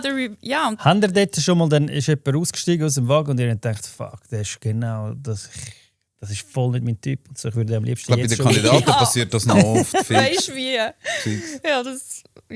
Ja. Du hast das auch gehabt? Ja, ja. Also, gell, wenn du ja eine Frau siehst, jetzt, du weißt ja ziemlich schnell, oder irgendeinen Mann sehen, ob jetzt das die Typ ist oder nicht. Logisch Ja, kann sich dann man noch kennt sich verändern. nicht und so, aber nur vom Optischen muss ja auch ein bisschen schon stimmen. Oder? Eben. Ja. Ja, logisch. Du musst ein paar Männer weiternehmen oder Frauen, wo du halt genau weißt, hey, never gonna happen. So. Und hast Ja, du dann voll. nicht gedacht, hat man nicht können sagen, hey, am Anfang muss man ja extra so... musst ja extra lachen. Oh, Am Anfang musst du immer mega höflich sein und alles. Das ist ganz klar. Einfach auch anstandshalber, weißt du. Ist man nervös dort, wenn man dort steht? Hey, Ja, ich war Eher so Kandidat. nervös. Schon? Die Produktion hat mir aber gesagt, dass sie mein Herz hören schlagen bei der Nacht von der Ja. Rose. Ja, was? Oha, gerade so. Also was ist die Nacht vor Rose am Anfang? Kannst ja meinst du? gar- Ja, weißt du, halt, ja, ich meine, das ist schon neu, oder? Es ist so leislich und dann stehen so viele Männer vor dir und am Ich bin schon auch Anfang mega nervös weisst du doch die Namen nicht. Und weißt Aha. Ja, voll. dann hast du echt so 20 Männer, die du so gefühlt seit einem Tag kennst und Ja. So Gut, aber help me. ja. dann hast du noch so ein Kleid an und ich habe mir einfach immer so gedacht, bitte geh nicht um. Ja, und die einen machen voll den Scheiß. Weißt du, du musst ja am Anfang etwas machen. Ja, Dort, voll. wenn du vorne bist. Und die einen machen so ein schräges Zeug Ja. zum Beeindrucken. Weißt du? Und dann denkst du, ey, was macht der jetzt? Aber ich glaube, in Deutschland machen sie das nicht so, gell? Da Darum ist mehr sage ich so ja, ein- eben, in der Schweiz fängt es wie schon von Anfang an mit dem Trash an, oder? Nur schon eben mit den Sachen, die sie dann machen müssen. Und Ja, in Deutschland so ist so, sie kommen und machen inszenieren das schönste Dinner unter dem Eiffelturm und so, mit aller Ratatouille oder so, weißt du, und dann so voll kitschig, checkst auf das und nachher so noch eine Lampe über dem Tisch und so Gespäss. Geben sich richtig Ding. Und in der Schweiz ist halt so Hula-Hoop-Reifen. Aber es wäre hure lustig, wenn jetzt zum Beispiel einer dort steht, nachher steigt einer aus und so macht so voll. Kehr wieder oben und so sagst du ihr, weißt du? Das wäre hure Das wäre hure wär- heftig. Aber hure das ist lustig. etwas, das darfst du ja eigentlich nicht. Darfst du Nein. nicht. Aber jetzt so im Nachhinein denke ich mir so, es wäre viel lustiger gewesen, wenn du einfach mal so das gesagt hast, was du Ja, wirklich dass gedacht du hast. wirklich Also, so bist und was du denkst, darfst du an dieser Person dann sagen, ohne sie zu diskriminieren oder Das zu ist im verletzen. Fall- Ich weiß etwas, aber was nicht, mich wer in der nervt. Schweiz da Dings in der Ja. Hand hat, weißt du, so, wie sagt man, die Strippen zieht. Ja, jetzt sind Zum Strippen ziehen Reality dort. produzieren. Ja, weil ich habe das Gefühl, die wissen einfach nicht, wie man Reality macht. Oder allgemein Schweizer Entertainment, weißt, wenn ich das so darf Schon. sagen, ist schon sehr begrenzt. Es gibt ein paar junge Leute, die jetzt anfangen, ein bisschen selber eben Sachen zu machen und in Kollaborationen mit irgendwelchen Medienhäusern. Aber grundsätzlich haben wir 2 Sender. Wir haben SRF, wir haben was noch? 3 Plus. SRF Wir 1. sind ja in einem kleinen Land, oder? Also das kannst du nicht Ja, vergleichen aber mit so... du könntest gleich wie mehr pushen, weißt? Ich glaube, wir haben so viel Talent, wir haben so viele Leute, Aber die es laufen die drauf hätten. Sendungen gut? Ich weiß gar Ja, nicht. ich habe weiß eben null auch im- nicht, weißt du, so, ob das Zeug überhaupt läuft, eben genau, oder? Also ich schaue persönlich so Match My Ex und all das Zeug wie nicht. Also weil... Eben, Tut es mich so ein bisschen triggern. Wirklich, weil das so wie gar nicht mehr erinnert werden, weil das für mich so wirklich scheiße war. ja gut, das war jetzt deine persönliche Erfahrung gewesen. Ja, ich weiß nicht, wie die voll. Leute, die das konsumieren, Ja, ich glaube, weißt du, die ich meine, denken wie sie dann das eben viel. fühlen, ob sie jetzt finden, das ist jetzt geile Entertainment. Ja, die Leute lieben halt so Trash, oder? Ja, aber lieben- die denken schon viel, dass es hat meistens laufen die grössten Vollidioten dort, also wo einfach Vollidioten, die sich blöd geben, haben den meisten Erfolg, habe ich das Gefühl irgendwie dort. Das aber ist so. das ist definitiv so, ja. Und wer würde dir sagen, ist jetzt der King von dem und die Queen von Trash TV? So Mia Madison habe ich jetzt gerade so im Boah, Kopf. ich laufe eben denen gar nicht nach, darum kann ich dir gar nicht sagen, wer rum Hast ist. keine Ahnung. Aber Weißt du, was ich wenn, meine? also, würdest du jetzt niemand sagen, wo du sagst, der hat jetzt dort am krassesten performt, kennt man von dort, von Reality TV und so? Also Dariel macht es ja ziemlich gut, oder? Die kommt Ah, immer die Jetzt mal- ist jetzt schweizweit auch würde ich mega sagen, gut. eben einfach sie ist da die Drama Queen, ja voll, wo jetzt da irgendwie eben sich noch die Stelle als Bachelorette irgendwie ergattert hat und somit relevant Ja. bleibt. Voll. Aber eben ist eigentlich voll Trash, oder? Also Aber ich die finde sind das dann schon- auf Deutschland und so. Aber ich check das nicht. Die reden dann so komisches Hochdeutsch. dort und so. Sie reden ja auch komisch. Gut, aber ich rede auch die ganze Zeit Hochdeutsch in dieser Dings jetzt. Aber 2, warte, einer heißt glaube Giuliano oder so. Das ist genau der Und Typ. der war am Streiten. Ist das mit der Ariel? Gewesen? Juliana, glaub, ja. da, der Ich habe eben Ex-Freundin. diesen Reality-TV in Deutschland gesehen, wo 2 Schweizer da waren. Und ich konnte das so nicht ernst nehmen. Ah, Wir das sind sind, miteinander glaub ich, gestritten. die sind mal- Hey, aber das ja. kannst du nicht machen. Nein, das Nein, ist haben ein sie wirklich Zeichen. auf den. Sie haben Also, so miteinander gestritten. Das Man, ist- dann das haben wir sind genau gedacht, cool. sie zwei oder? ja, das Ja. ist schwierig, ja voll. Voll. Nein, ich habe jetzt bei aktuell Das- bei Match My Ex.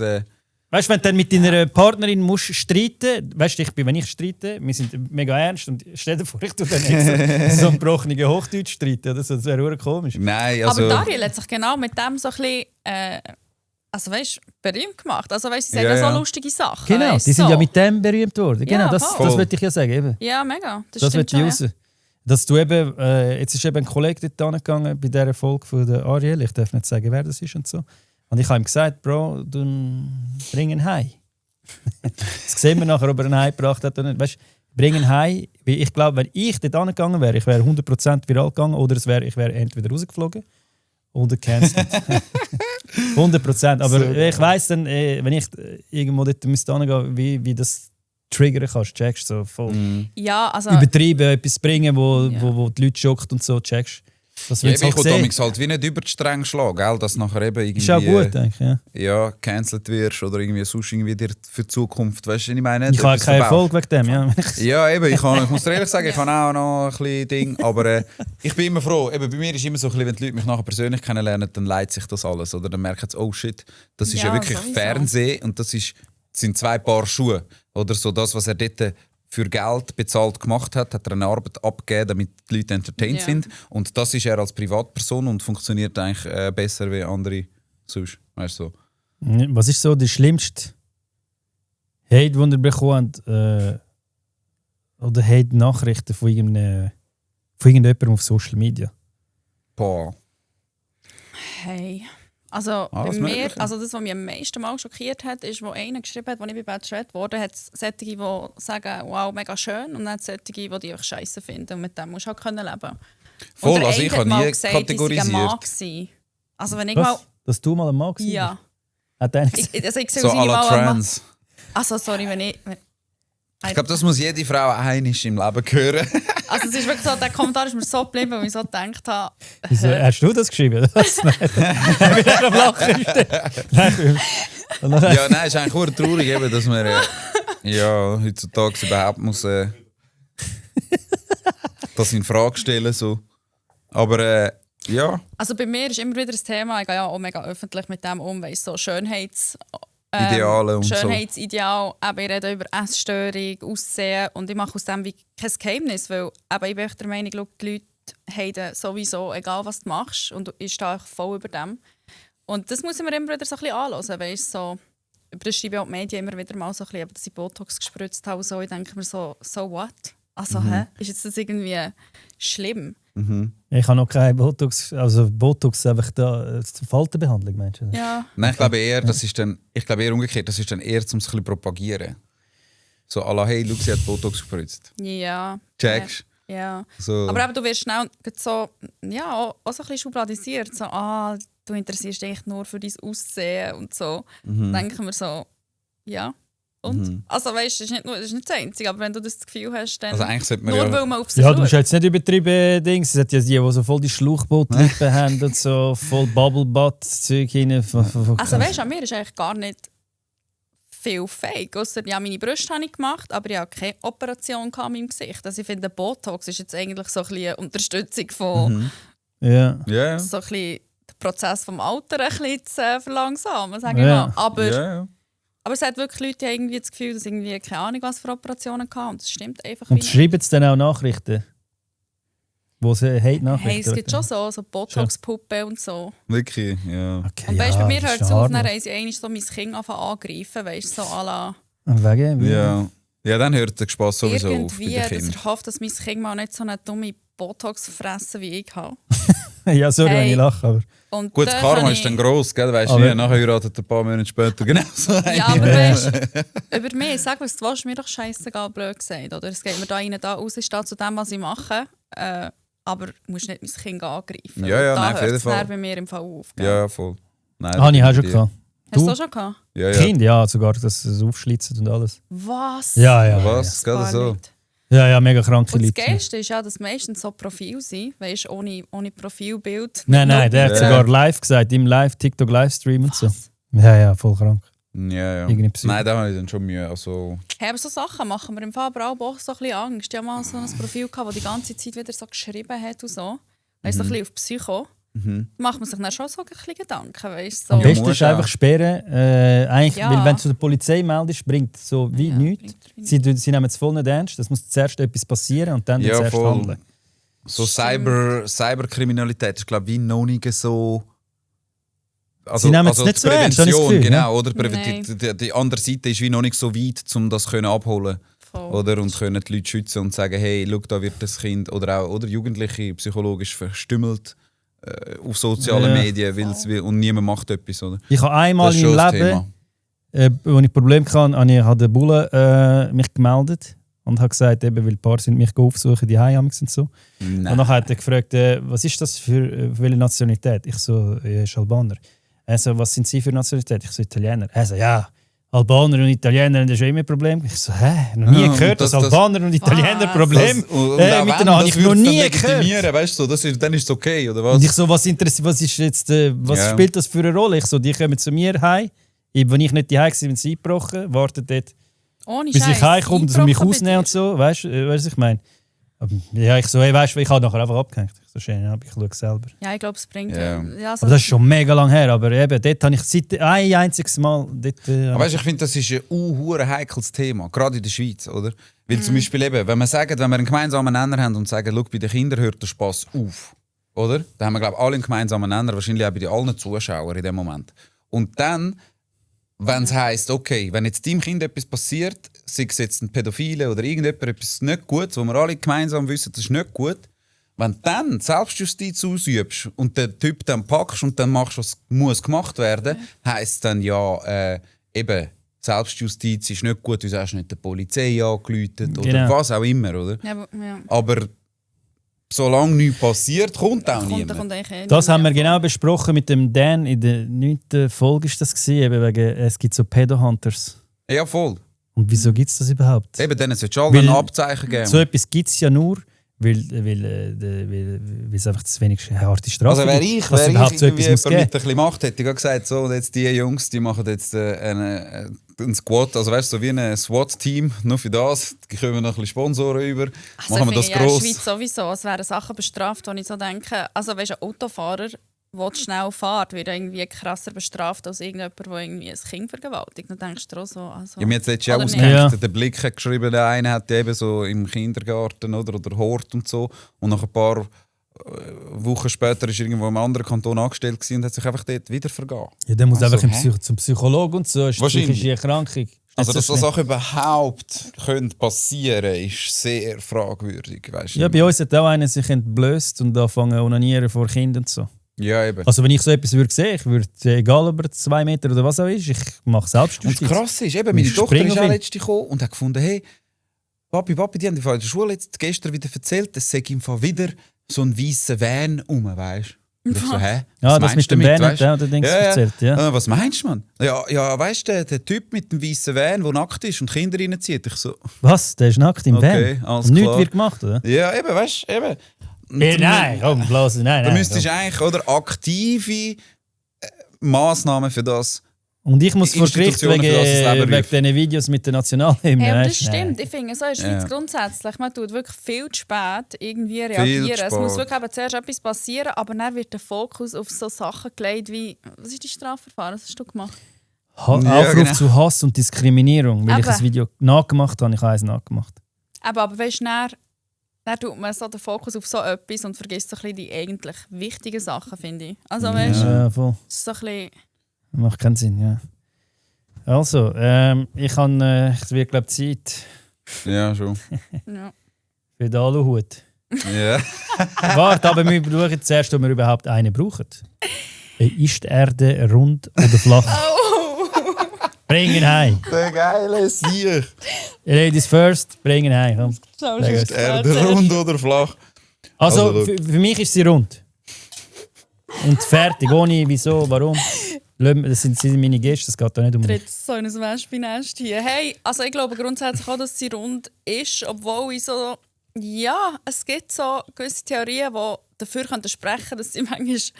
Ja, dass sie flach ist. Manchmal ist sie nicht rund und manchmal... Nein, also ich glaube schon, dass sie rund ist. Okay. Ich muss jetzt schauen, jetzt komme ich das so hate nach dem Podcast. Das ist so geil.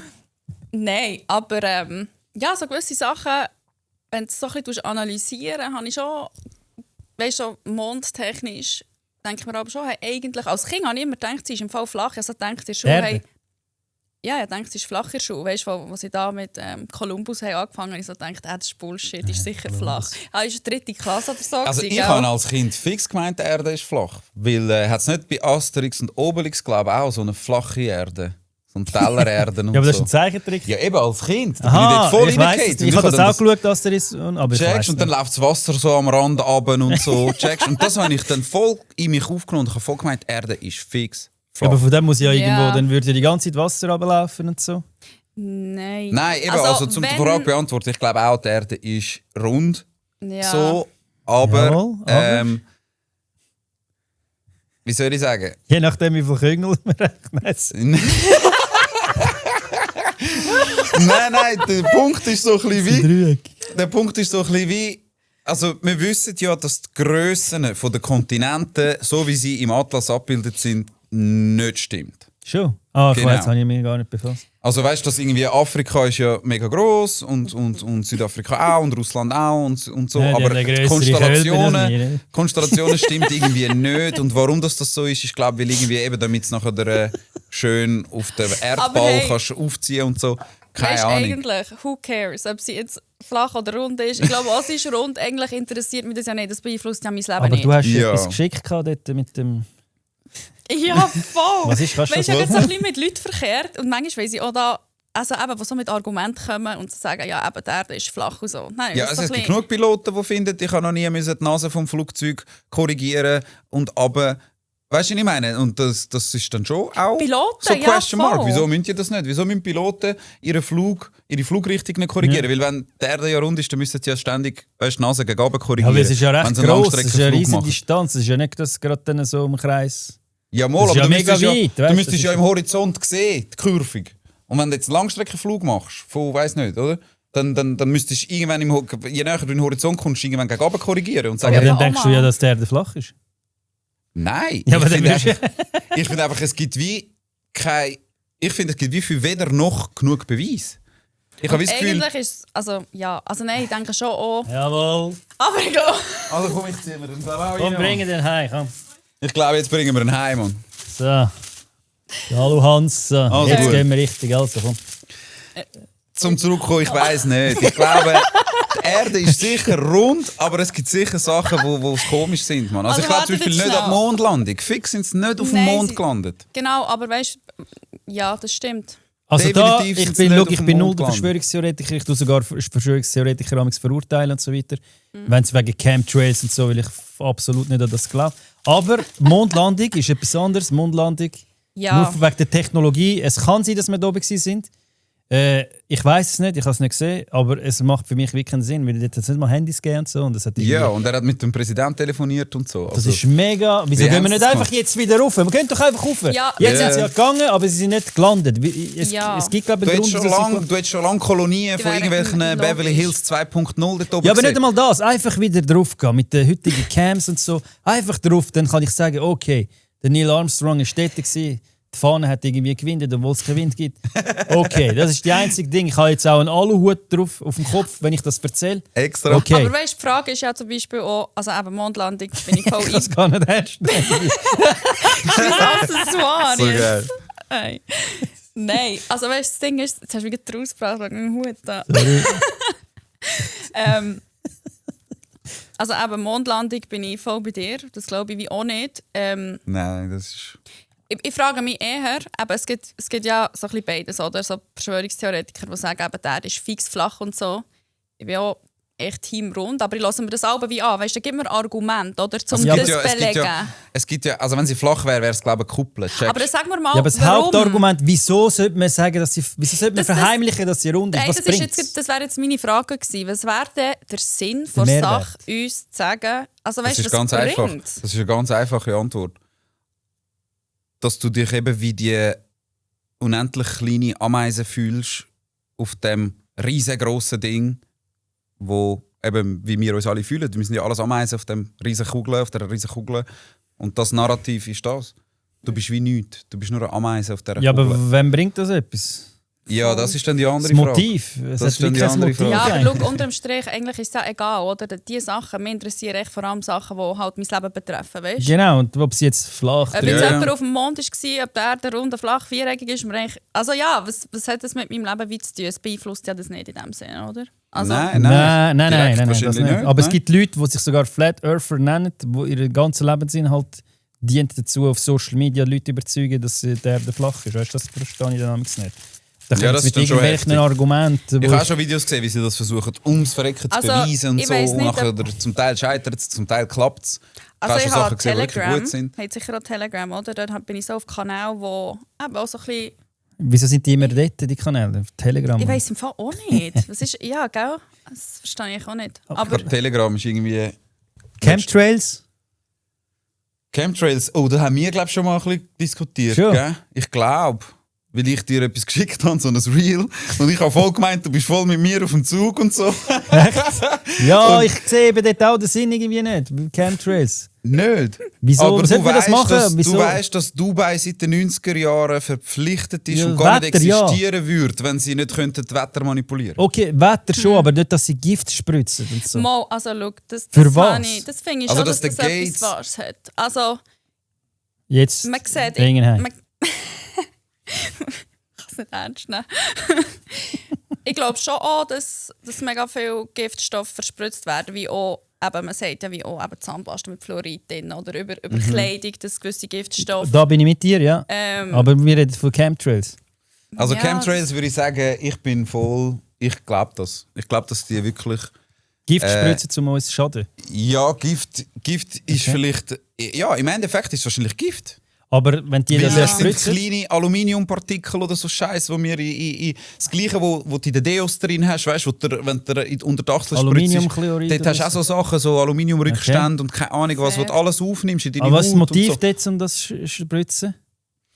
Also gut, komm, jetzt tue ich den Aluhut ein bisschen anziehen. Da.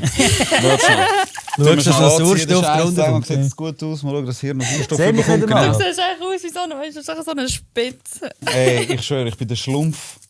Verschwörungsschlumpf. Ja. Oder? Also ich würde sagen, wenn du Dings anschaust, wie sagt man, Krankenkasse, Wirtschaft, Gesundheitswirtschaft oder Medizin, Pharmaindustrie, dankeschön. Wenn du das anschaust, oder, dann ist es wie selbsterklärend. Oder nicht? Aber, ja, das verstehe ich. Aber wenn die das ja spritzen, dann tun sie sich ja selber vergiften oder auch ihre Verwandten und so. Ja, ausser sie wissen Das ganz genau, verstehe. was sie eben dürfen und nicht dürfen essen. Ja, aber Zum durch nachher Chemtrails trotzdem geht ja das können- nicht ins Essen rein, weißt du? Wenn sie oben etwas würden spritzen, irgendein Gift, das geht ja nicht dann nicht Also nach. Ja, aber sie können ja dann definieren, ob es über den Farm, wo sie einkaufen, weißt du, bei dem Bauer, wo sie einkaufen, ob dort Ja, aber drüber auch mit dem gespritzt Wind wird und oder so nicht. Ja, okay, aber mit dem Wind Ja. und so. Also was das Motiv ist, ja, ist eigentlich noch, das frage ich mich im Fall ehrlich gesagt auch. Ja, also weißt du, man müsste sich nur mal fragen, was wäre, wenn alles so ausgerichtet ist, dass es eigentlich nur so aussieht, als wäre alles gut für uns. Dabei ist das Ziel, uns eigentlich alle zu verhunzen. Ja, aber In das allen eben, aber Aspekten, die das weißt? eben machen, dass die Ach das, so. ich habe das Gefühl, die tun sich ja dann selber. Also ich Also glaube, nein, der beste Beweis für das Beispiel ist ja, dass oder nimmst alle Höhen, Gates, Apple, keine Ahnung, oder? Coca-Cola-Gründer, So wie nicht du. keine Ahnung. Was haben die alle gemeinsam? Schizophrenie? Nein, keine Ahnung. Dann ihre Nein, Familienmitglieder dürfen alle zusammen ihr eigenes Produkt nicht konsumieren oder nutzen. Schon. Und das sind Fakten. Ist das so? Oder? Also, für- an Bill Gates seine Kinder haben keine Fernbedienung und weiss nicht was, um alles technisch zu steuern und so. Der hält das fern von denen. Weißt du, was ich meine? aber Coca-Cola-Hersteller hat gesagt, ich würde niemals meinen Kindern auch nur eine Flasche Cola geben. Ah, ja, okay. Ja. Weißt du, was ich meine? würde- ja, Also cool. meistens ist es so, dass die dort sind, ja eben ihr eigenes Zeug nicht konsumieren. Wieso sollte das anders sein? Ja, aber beim Spritzen ist es halt beim etwas Spritzen? anderes so, weil das in der Luft ist und runtergeht und man nicht genau steuern kann, wo das landet und so, weißt du. Ja, aber die Durch haben ja alle, Wind, die durch wohnen ja alle Wettereinflüsse relativ und so. gut und die sind alle relativ reserviert und gehen bei ihrem Biohändler des Vertrauens posten und dann können sie auch dafür sorgen, dass halt dort eben das Flug mal ein paar Kilometer daneben durchfliegt, weißt du, was ich meine? Aber das sei mal alles so dahingestellt mit meinem Aluhut, weißt du? Ja, aber das ist, wenn ich jetzt auf Dubai in die Ferien gehe, zum Beispiel, und nachher, ja, okay, dann während dem Flug spritzen sie dort noch irgendetwas. Also, oder machen wir es anders. In meinem Flug. Ich wünsche mir, dass jeder Zuhörer, inklusive du als Moderator, wenn du das nächste Mal den nächsten Sommertag siehst, mal einfach in den Himmel schaust Jetzt und voll. einmal...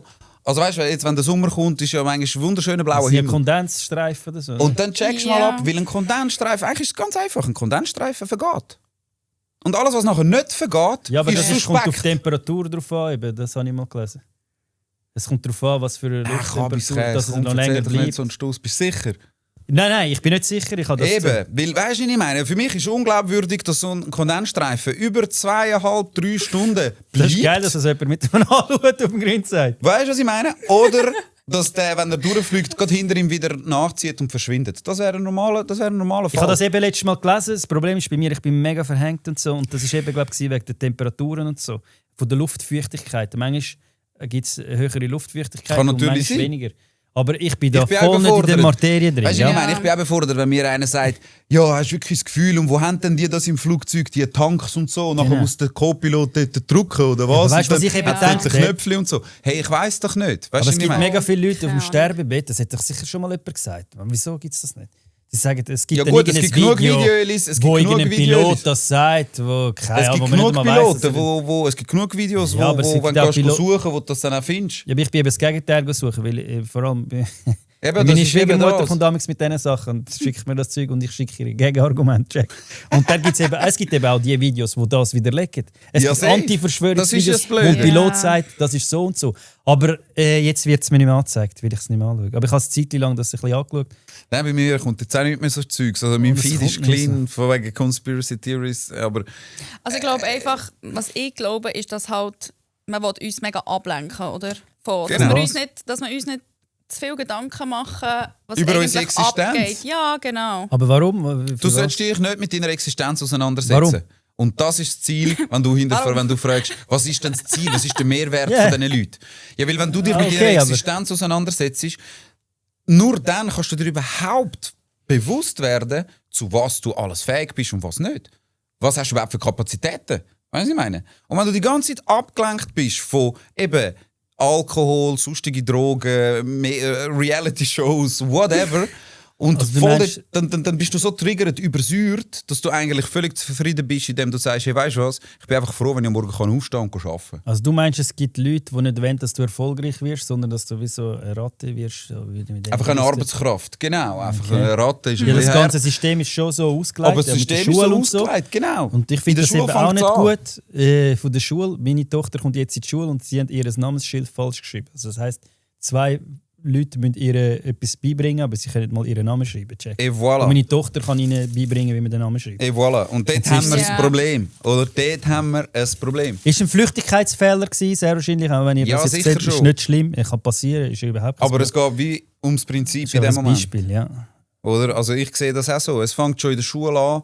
Oder eben die Bilder, sorry. Also jeder von uns hat schon die Bilder gesehen. Welche? Von der Schulkantine, von der Gefängniskantine, von der Schulbank, von der Gefängnisbank, Aha, ja, dass vom das ähnlich Schulbus, sieht, vom ja. Gefängnisbus, von den Institutionen. Dass es eigentlich so schon eine Überlegung wert. Also oder? ich finde, Schule wäre mega wichtig, dass das Kind einfach den sozialen Kontakt findet, rechnen lernt, Eben, schreiben, also es wird der Steuererklärung wird lesen, dir nicht das. erklärt. Ja, aber Oder? nachher, So das Sachen. nachher finde ich völliger Bullshit. Also wenn ich genug Geld hätte, ich würde glaube meine Tochter ganz ehrlich so ein bisschen homeschoolen. Ja, das wäre fast wenn am ich Geld schlausten hätte, wahrscheinlich. schon, ja.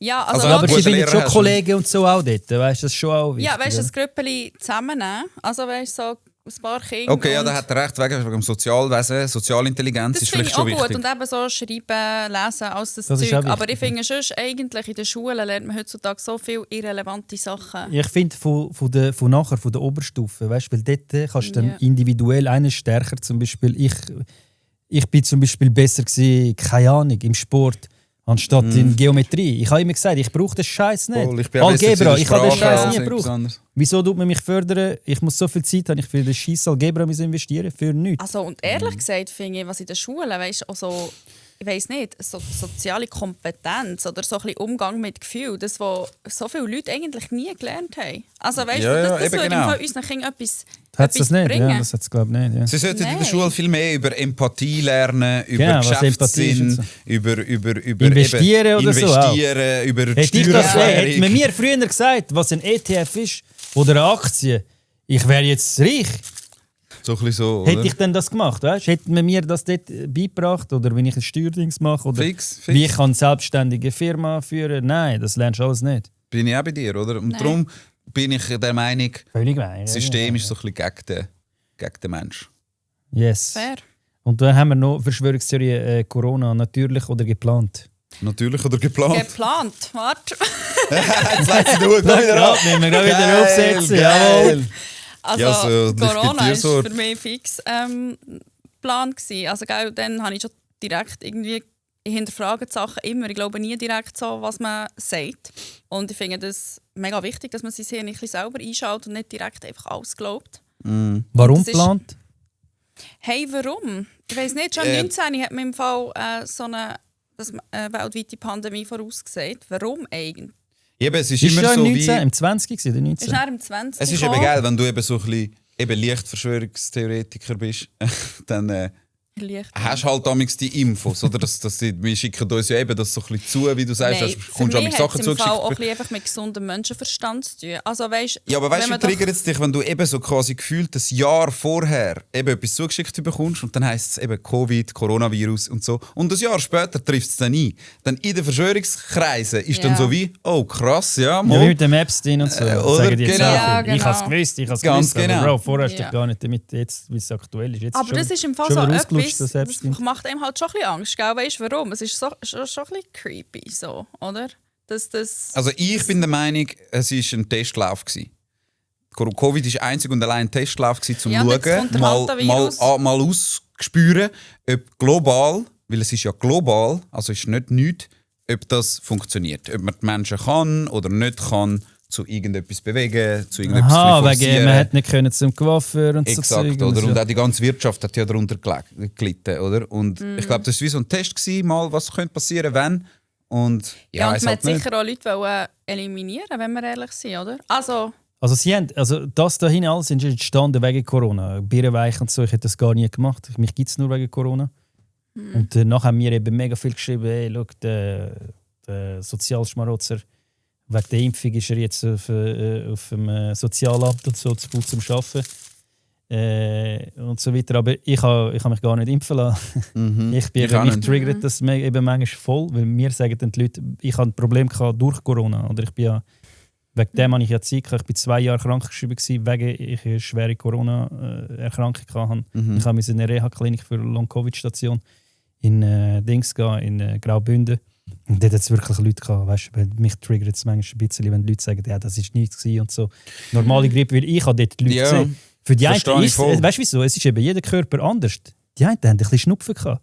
Aber die anderen sind gestorben. Es Eben hat drum, weißt du, meine Frau arbeitet im Spital. Ich verstehe dich mega, Intensivstation wenn ist Leute überlastet kommen und gewesen. sagen, hey, es hat kein Virus gegeben.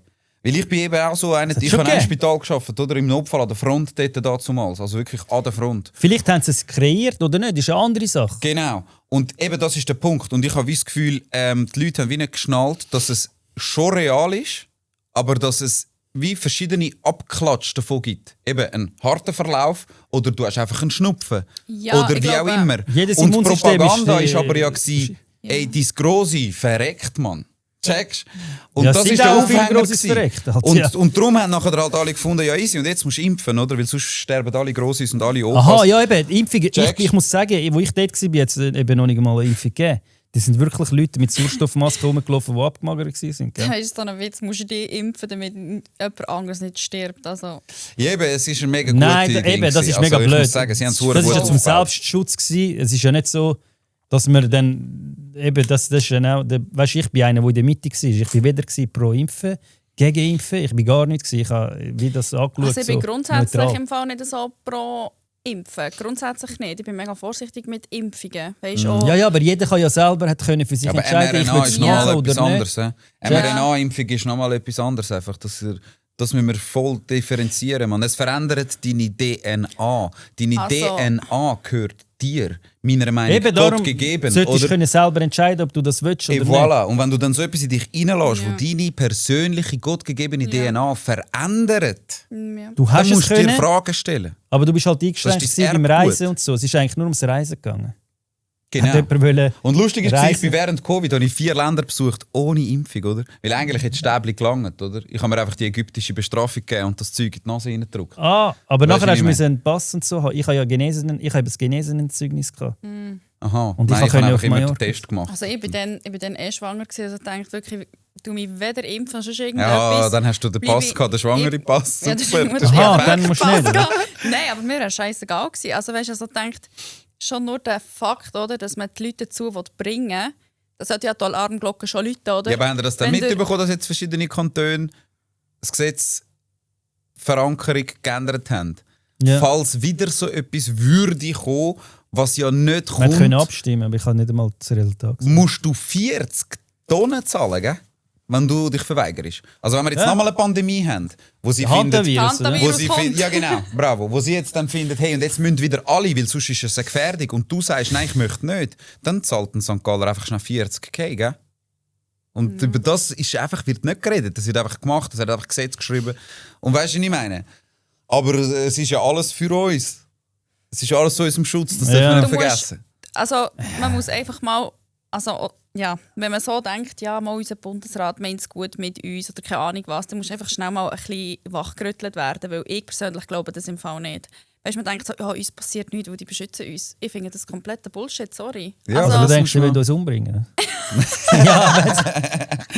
Staatsfeind Nummer 1. Sie wollen uns alle auslöschen. Nein, sicher nicht. Aber ich finde schon, dass gewisse Sachen vielleicht nicht für einen Menschen oder also ich finde ganz viele Sachen fragwürdig, die jetzt da nicht voll... Ja, also ich glaube nicht, dass der Berse jetzt uns auslöschen oder so, ja. Oder Ja, weißt du, ich check jetzt, du hast jetzt Ja, vorher kurz angesprochen, Epstein, oder? Ja. Dort check ich wie auch nicht so. Dort ist ja ziemlich harter Tobak, was dort erzählt wird, oder? Von Das habe ich voll nicht so. Ja, ich habe schon... Von Kinderblut trinken bis zu weiss der Gucker, Alter. Adrenochrom oder das Zeug. Checkst? Das mache ich auch mal. Und ich meine, wenn du jetzt eben sagst, vor nicht einmal einem Jahr oder vor 2 Jahren, wenn ich dir erzählt hätte, Bro, in Hollywood... Ja, aber warte, ist es bestätigt, dass Adrenochrom zu sich genommen haben? Die Leute? Ja.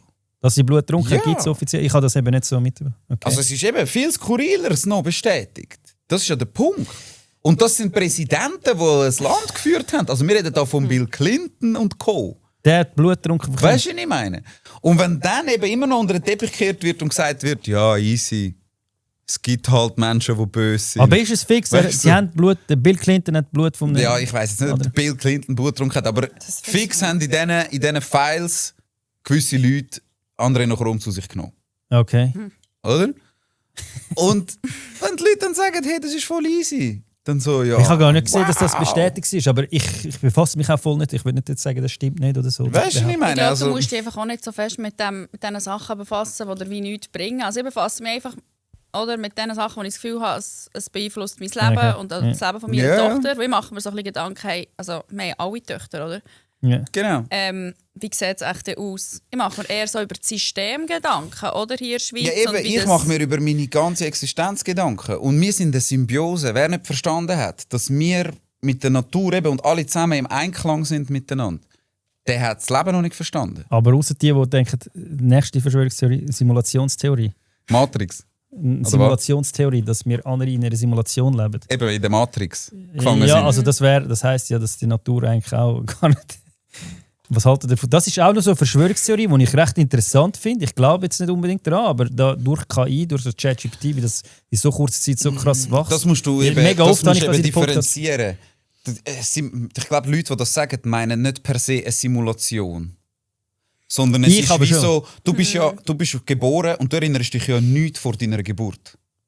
Es gibt Das so ist einfach Kinder, schwarz. hast du das auch schon gesehen? So Kinder, die sich einfach noch als früher das ist wirklich krass. Der Eben. hat gesagt, der sei von einer Axt umgebracht worden in Irak und so. Und nachher sind sie dann ausgegraben und dann sagst du, aber ich weiss nicht, ob es. Das musst du mal schauen. Eben so Könnt ein ihr bisschen auf TikTok den, eingeben. weißt? Also wir erinnern uns nicht, Irak. woher wir kommen. Und darum sind wir jetzt auf dieser Erde und machen die Simulation durch, sagen die Leute, weil es eine Simulation ist im Sinne von, nach dem geht es weiter und dann wäre es der Himmel oder whatever. Weißt du so? Aber eben, das kann man glauben und man kann es nicht glauben. Also ich mache mir eher so Gedanken darüber, eben mit KI und all diesem Zeug und jetzt mehr Bevölkerung, oder? Also bald hoffentlich keine 10 Millionen Schweiz, oder? Also hoffe ich jetzt mal. Ja, dass nicht hure viel Arbeitslose wird geben. Ich ziehe den mal ab, weil ich sehe einfach voll bescheuert aus, aber wir können weiterreden. weiterreden. Hallo Hut, schönen Abend. Also nein, das ist etwas, was ich mich frage, oder? Dass wir Menschen wie ersetzt werden durch KI vielleicht und es dann noch mehr, Ja. oder? Mehr Leute, weniger Arbeit. Unsere Also, Kinder werden KI viel mehr nutzen als wir, jetzt schon. aber, also ich bin Jetzt immer noch der Meinung, oder ich hoffe es, dass man immer noch, also ich erlebe das oft, dass die Leute immer noch lieber mit Leuten reden, als mit irgendeinem Chatbot irgendwie. Ja, es gibt ja schon, aber es gibt schon Leute, die halt... Oder was sagst du dazu, dass du kennst sicher den Film von Will Smith, iRobot. Ja. Und nachher, wo ja der Musk rausgekommen ist mit seinen Dingen und so, Ja, und das alles eins voll. zu eins gleich ausgesehen hat, Wird, der Wagen, meiner das Meinung Ding. nach wird das so kommen Wie hat dich später, das psycht? Ja, ich glaube eben schon, dass sie werden es im Krieg und so alles eingesetzt später, die Roboter und so. Aber dann wärst du ja auch ein bisschen auf der Verschwörungstheorie Ja, nein, Schiene, das wenn ist- du sagst, hey, schau das, was sie uns da im Science Fiction eigentlich Ich zeigen. glaube eher, dass es Zufall ist, ja. Es ist Ja, so, sicher nicht. also oder? Zufall, Dass der Elon Zufall. Musk iRobot nicht gesehen hat Aha, und doch. gefunden hat, ich designe Aha. jetzt die Sachen und Ja, es sieht okay, doch, das zufälligerweise schon. sehr ähnlich aus, oder wie? Ja, nein, ja, okay, ja, das ist ja kein Verschwörung. Ja, das ist dann ein Fakt sozusagen, ja. Aber ich glaube schon, weißt, unsere Kinder werden später, das, was sie jetzt lernen in der Schule, das ist irrelevant. Ja. Wie alt sind die Jetzt eure müssten die Kinder? Kinder eigentlich lernen, wie sie Programm schreiben, wie sie Dropshippen, wie sie, weißt du, was ich meine? Dropshippen davon aufs weg, nächste Level bringen und so Spaß. Checkst? Also ich würde sagen, Sorry, meine Frau schreibt. unsere Kinder sind wahrscheinlich... Also das kann mir schon ein bisschen Angst. Also über solche Sachen mache ich mir halt Gedanken, gell? Eben wie es so in, keine Ahnung, 10 Jahre aussehen. 10, 20 Jahre, ja Ah ja, also ich sage ja, wir leben in der Zukunft.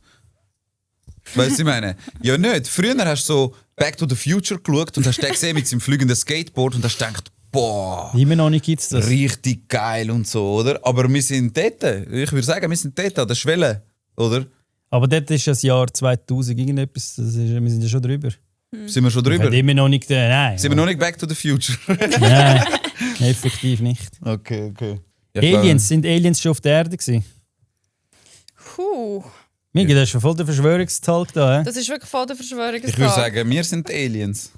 Das habe ich eben auch schon mal gesehen, dass bei den Dinosauriern, der Meteorit, sind wir gelandet. Und nachher wir sind die Aliens. Ich sehe alles so Videos, ja. Ja, also, ja, nicht direkt, dass wir vielleicht mit dem Meteorit gelandet sind und so, aber ja, ich würde sagen, wenn dann sind wir da die Außerirdischen. Also Evolution ist für euch, stammen nicht vom Aff ab oder vom Nein, für mich ist das völlig Quatsch.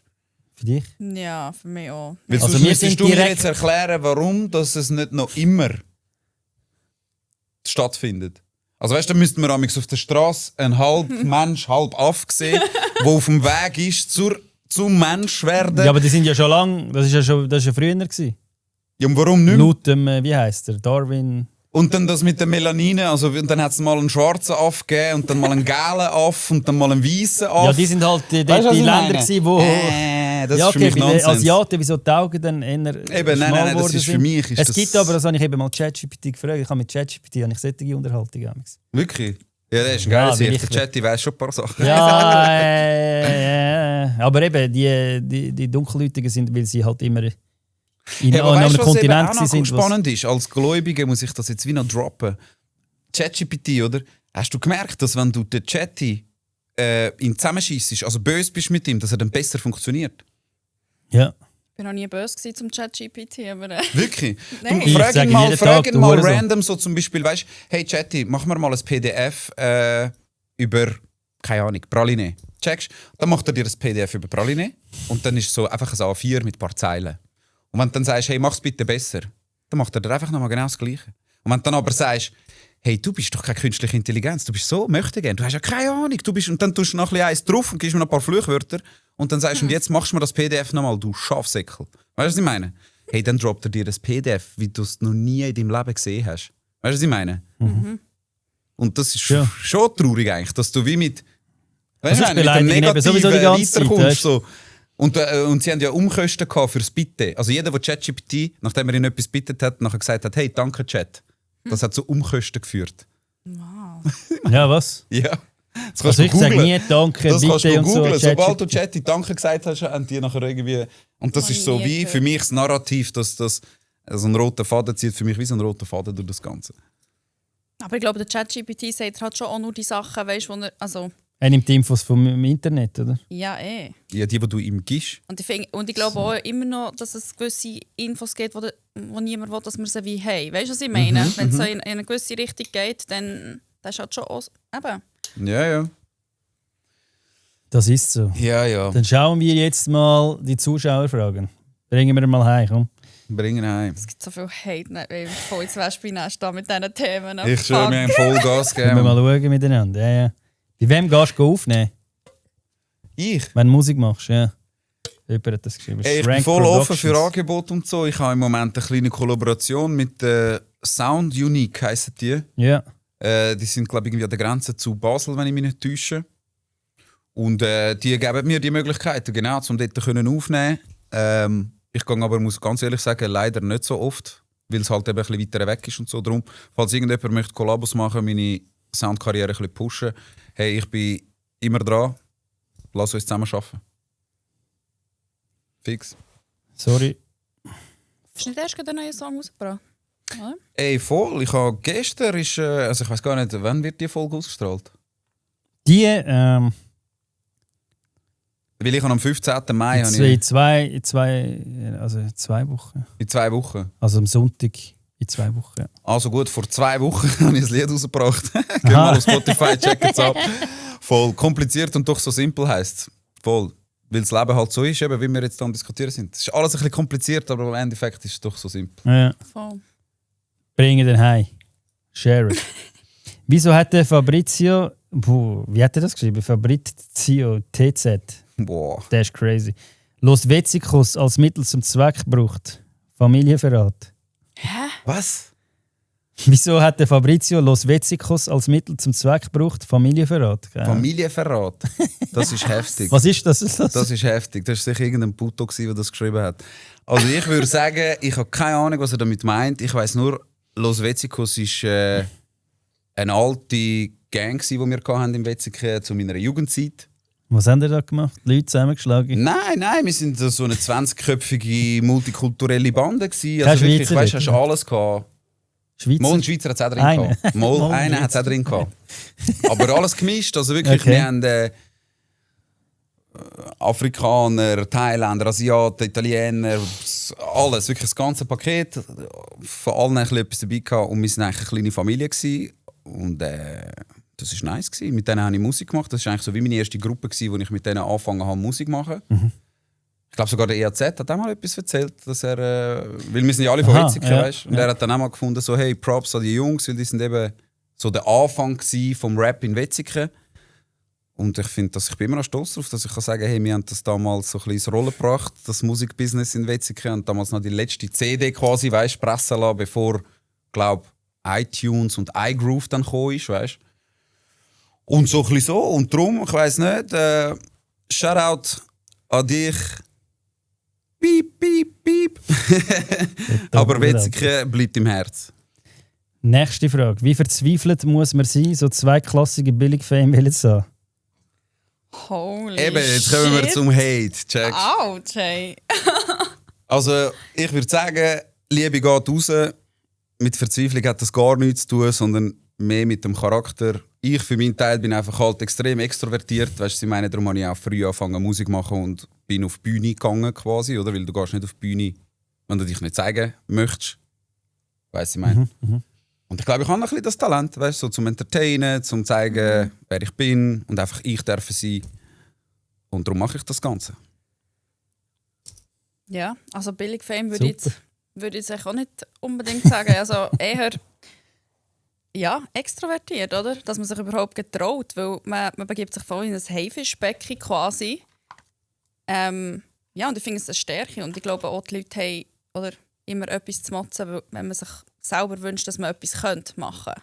Weißt du, was Ich glaube, meine? es hat mehr so zu tun, damit dass Man tut ja die Leute, mega die das gern. schreiben, würden Ja. sich niemals aus ihrer Komfortzone begeben, oder, zum psychologisch können wachsen. Weil Leute wie wir, die sich in so eine unangenehme Situationen oder amigs begeben, du wachst extrem psychologisch, weißt du? Und das wird hure unterschätzt. Voll.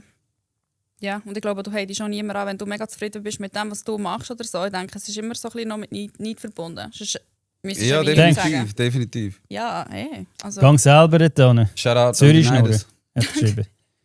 Dann haben wir den nächsten. Wieso geht man ins Trash-TV für Erfolg, wo sich aber alle ins Fäustchen lachen, die vor dem Fernsehen? wieso schaut ihr es denn auch, wenn ihr sowieso scheiße findet? Ja, nein, eben, das ist so fast ein bisschen wie die andere Frage. Also, Wieso es gehst du sind, dort hin? Das ist so ein bisschen wie die andere Frage. Und so ein bisschen für mich ist wie gewesen, eben, für mich geht es in erster Linie um die Erfahrung an sich. Um können mich selber nochmal challengen, mich selber nochmal eben aus der Komfortzone rausnehmen und schauen, wie ich dort das mache. Weißt du, so. Ja. Ich finde es mega schade, dass es eben, wie gesagt, da sind wir wieder bei diesem Thema, dass es so eben so voll der Trash Abwertend. und so abwertend. Voll, So wie voll. der Hey, Dreck von der Gesellschaft sind. hey, voll. Ja, Das also- finde Sind wir ich nachher voll- mit dem Besen Eben, da an dieser aufräumen, Stelle, ja. an dieser Stelle vielleicht nochmal checken, dass das auch eine Arbeit ist. Du wirst bezahlt, du gehst dort hin und dann kannst du, wie Ja. blöd gesagt, du wirst wie bezahlt, zum dürfen offiziell dumm tun. Und im Ja. Fall, man Kommst sogar noch schubladisiert wirklich Geld alle über. so Für gleich. Ferien. So, alle, ihr seid auch dumm und selber Trash. Also, gell, Mhm. ich habe im Fall einen normalen Job und ich habe im Fall einen guten Job. Und so alle, ich finde das so frech, weißt du, irgendwo durch. Irgendwo auch. durch schon. Aber ich verstehe es auch irgendwo durch. Weißt du, eben im Nachhinein Ja. kann ich viele Sachen nach. Ich bin ein mega empathischer Mensch. Ich probiere mich immer in dich hineinzuversetzen, auch wenn du mich noch so hassest. Weißt du? So. Ja. Und dann kann ich es schon verstehen, weil ich frage mich auch, oder ich bin auch der Typ gsi, der gefunden hat, was hast du jetzt für einen Mehrwert mit dem? Hast du jetzt der Welt irgendetwas Gutes da mit dem? Weißt du so? Und die Antwort ist ganz klar nein, wenn du Trash-TV anschaust, oder? Und da bin ich bei diesen Leuten, weißt du so. Aber sehen einfach auch, wir gehen dort an, um euch entertainen. Sonst hättet ihr nichts zum genau das schreiben, oder? Zum genau fair. sagen. Ja, man schaut Weil ihr Sie schaut's haten, ja. aber sie schauen es. Eben Der genau. Podcast Ja. auch, mega viel haten es. Aber sie schauen. Aber sie Aber schauen schauen den es. Podcast. Danke euch vielmals, dass ihr es schaut. Et voilà. Werbung nicht skippen, dann komme ich mehr Cash. Ich schwöre, die Liebe geht raus an die Haters. Ja. Wirklich wegen der Liebe dort oder hoffen Sie, werden berühmt? Also, weißt du, wie berühmt willst du werden in der Schweiz? Das ist schon mal die erste Frage. Zweitens mal, also, ich bin jetzt nicht primär hergegangen, um mich zu verlieben. Nein. Also, Ja. für mich war es einfach unterm Strich eher ein Job gewesen. Für mich war es auch so, hey, ich gehe jetzt voll in ein Abenteuer. Ich wollte unbedingt wissen, wie das mit dem Fernsehen läuft.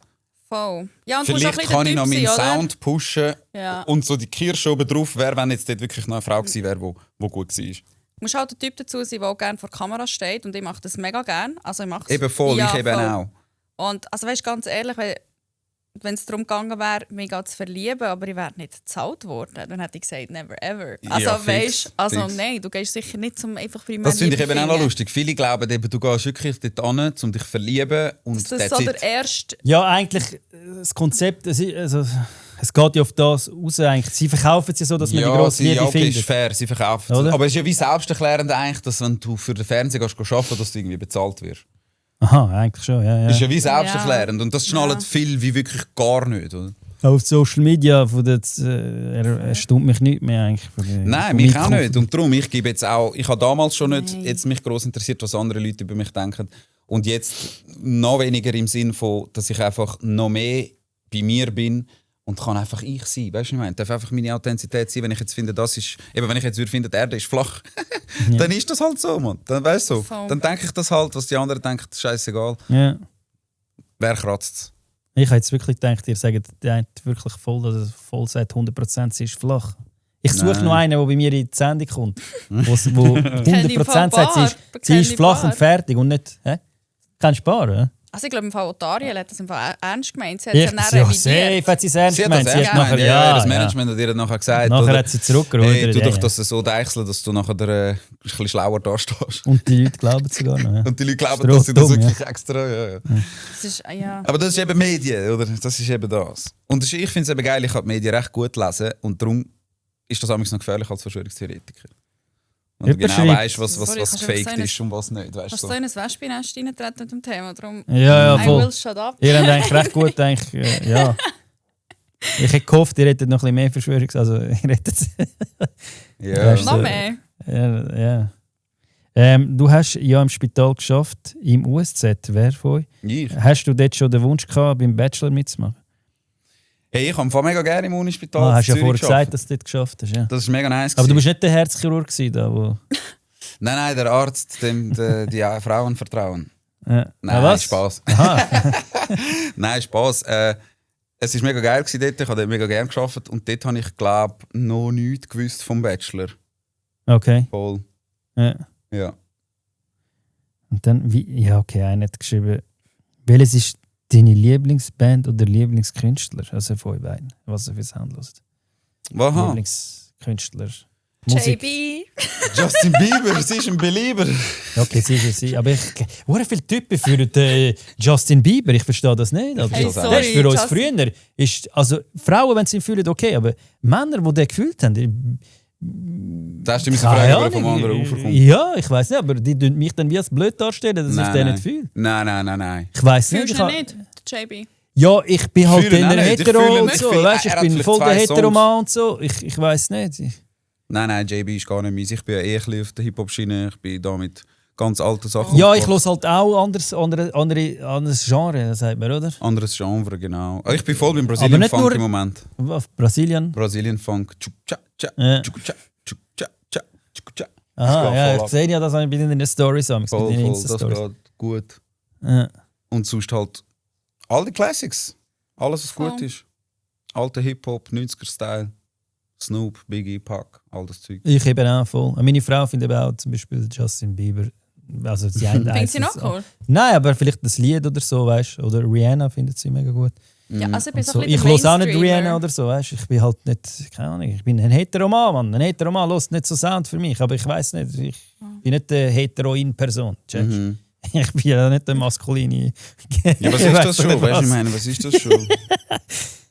Was ist das schon? Also, was ist dein Lieblingssong, den du bis jetzt gemacht hast von allen Songs? Hast du irgendein Lied, das mega gut gelaufen ist und so? Hey, ich habe tatsächlich einen Lieblingssong. Und das nur, weil meine Tochter drauf ist. Voll. Wie Ja. drauf? Ich habe sie für, also, wo sie 3 war, oder ja, wo sie 3 war, habe ich sie für den Intro genommen, weißt du? Ja. Habe ich sie so auf den Schoß genommen, vor das Mikrofon, und dann habe ich ihr einen Satz auf Portugiesisch vorgesagt. Aber man sieht sie nicht und man hört sie. Nein, man hört sie einfach. Und dann mega mit Babystimme, erzählt sie da ihr Zeugs und dann fängt das Ja. Lied an. So. Und das finde ich hure, das ist mir mega wichtig. Voll.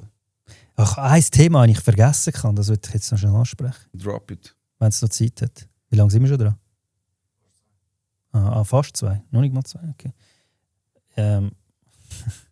Was ist jetzt Impfung an passiert? Kinder. Hey, Machen wir nicht. also schau, Was?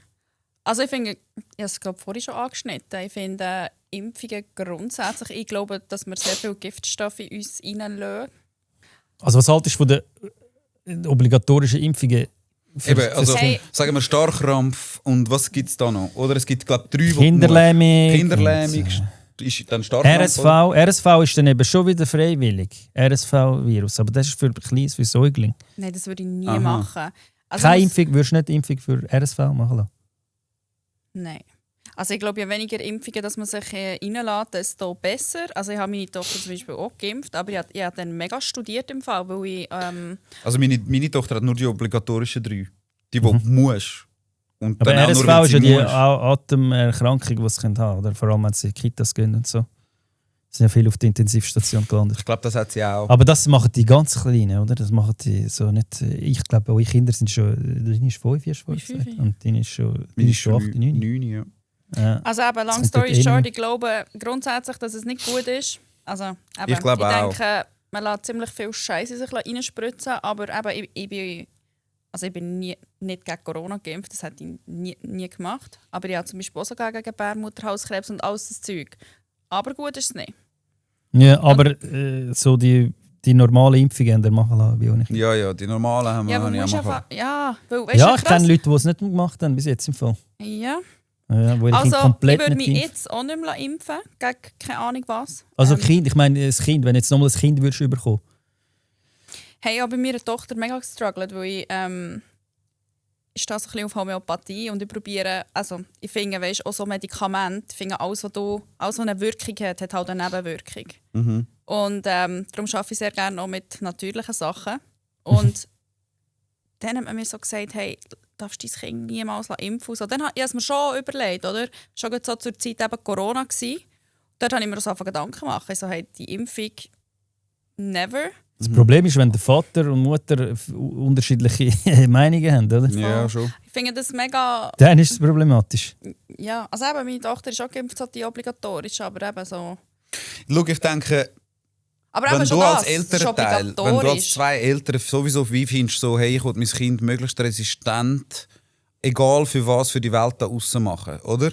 Dann probierst du doch ja von Anfang an wie schon möglichst eben das Kind im Dreck spielen lassen und weißt du, was ich meine? Und du tust nicht gerade eben mit einem Impfen, mit einem Medis geben, oh, hast du Kopfweh, da hat es eine Tablette, sondern weißt du, was ich meine?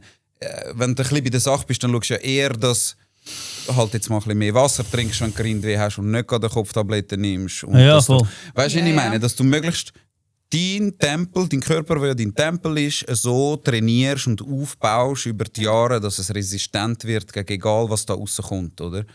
Und das checken die wenigsten, dass sie das müssten machen. Das ist deine einzige Aufgabe, wenn du am Morgen aufstehst, ein gesundes Leben führen. Weißt du?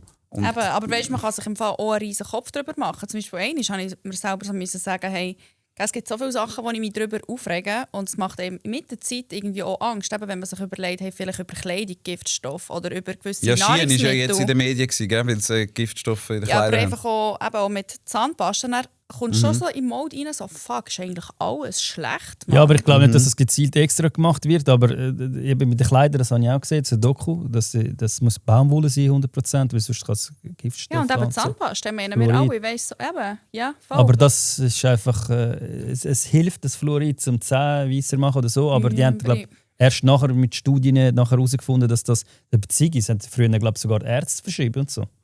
Also in den Spitälern hast du rauchen früher? Oder? Ja, im Flugzeug und so. Und jetzt wird es überall, dann hat man jetzt Langzeitstudien und alles und ich glaube, mit der Zahnpasta ist das eventuell auch so ähnlich, wo man dann halt mehr Studien macht und dann checkt man, das ist schädlich. Gut, oder? früher ist in den Spitälern ist eine also explizit hat das zur Heilung gehört in den Spitälern früher, dass du Sonnenkur machst. Also die haben dich rausgelegt, dass du einfach anliegst an die Sonne, irgendwie 20, Stell dir vor, so ein 15 Minuten, Rothaarige mit Sommersprossen. weil und sie so gewusst haben, das heilt dich, oder? Und heutzutage machst du das auch nicht mehr. Bei 40 Grad draussen in der Sonne, nachher hat du Hautkrebs.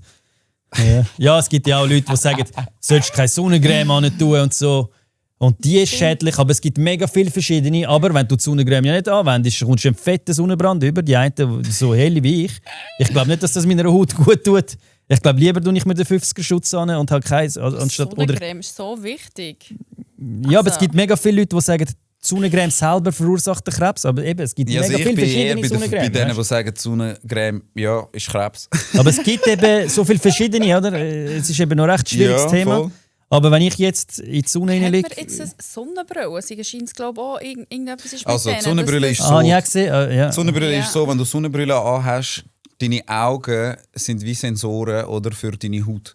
Und wenn deine Augen wahrnehmen, hey, es ist hell, dann tut es deine Melanin signalisieren, hey, es ist hell und tut dich eben dementsprechend vorbereiten, dass du dich nicht verbrennst. Wenn du aber die ganze Zeit eine Sonnenbrille anhast, dann gibt dein Hirn am Körper Signal, hey, es hat ja gar keine Sonne, es ist gar nicht hell. Ja. Und dann kann deine Haut sich nicht verstehen, dass es jetzt sich muss schützen und dann verbrennt es. Irgendwie so. Ja. Weil unser Körper ist ja sehr intelligent. Ja, teilweise, nicht bei allen. Ja, oder nicht immer. Leider nicht. So, also, das wäre es gewesen. Habt ihr noch ein Schlusswort, das ihr sagen für die Leute? Folgt mir da und da oder sonst irgendetwas? Ey, voll, unbedingt, Mann. Oder entfolgt mir alle? Entfolgt mir alle, die nicht wollen, den authentischen Fabrizio sehen, so wie er ist. Und folgt mir alle, die ein bisschen Musik sehen, ein bisschen Lifestyle. Und in Zukunft würde ich auch eben meine Nische endlich mal gefunden haben. So ein bisschen. Und ich wünsche allen nur vom Feinsten. Man, viel Liebe geht raus, vor allem an die Haters. Und ja, ihr werdet sicher immer wieder mal etwas von mir hören. So. Eben auch auf, das habe ich noch vergessen, Frage, auf so, werden ihr noch in Reality-TVs irgendwo mitmachen? Nicht? Reality-Shows? Ich darf ein bisschen spoilern, ich habe etwas Eigenes aufgeleistet. Bringen heim. Ich habe etwas Eigenes aufgeleistet, es wird bald eine Reality geben von mir persönlich, aber ich will da noch nicht zu viel vorwegnehmen. Wo wird das erscheinen? Das wird sehr wahrscheinlich hauptsächlich auch auf den sozialen Medien Ja, okay. guten Platz finden. Ja. Alles klar. Voll. Ja, bin gespannt. Also Larissa, hast du noch etwas? Hey, zum ja, ich würde Abschluss? sagen, dass ihr nie aufhören für euch selber zu überlegen und immer die Sachen zu hinterfragen. Das ist schon mal etwas, was ich wirklich jedem ans Herz lege. Folgt mir, wenn ihr mir folgen wollt, folgt mir nicht, wenn ihr mich scheiße findet. Ihr werdet von mir immer die authentische Larissa bekommen, die ich bin. Offen und ehrlich. Und ja. Das ist doch ein schönes Schlusswort. More love. Voll, Liebe geht raus. Liket den Beitrag, kommentiert und schreibt, wer ihr als nächstes hier im Podcast rein will. Merci vielmals, schönen Abend. Bringen wir heim. Bringen heim. I can't take no loss. Yeah, I don't even know what it costs. Yeah, I hit the ground, then it go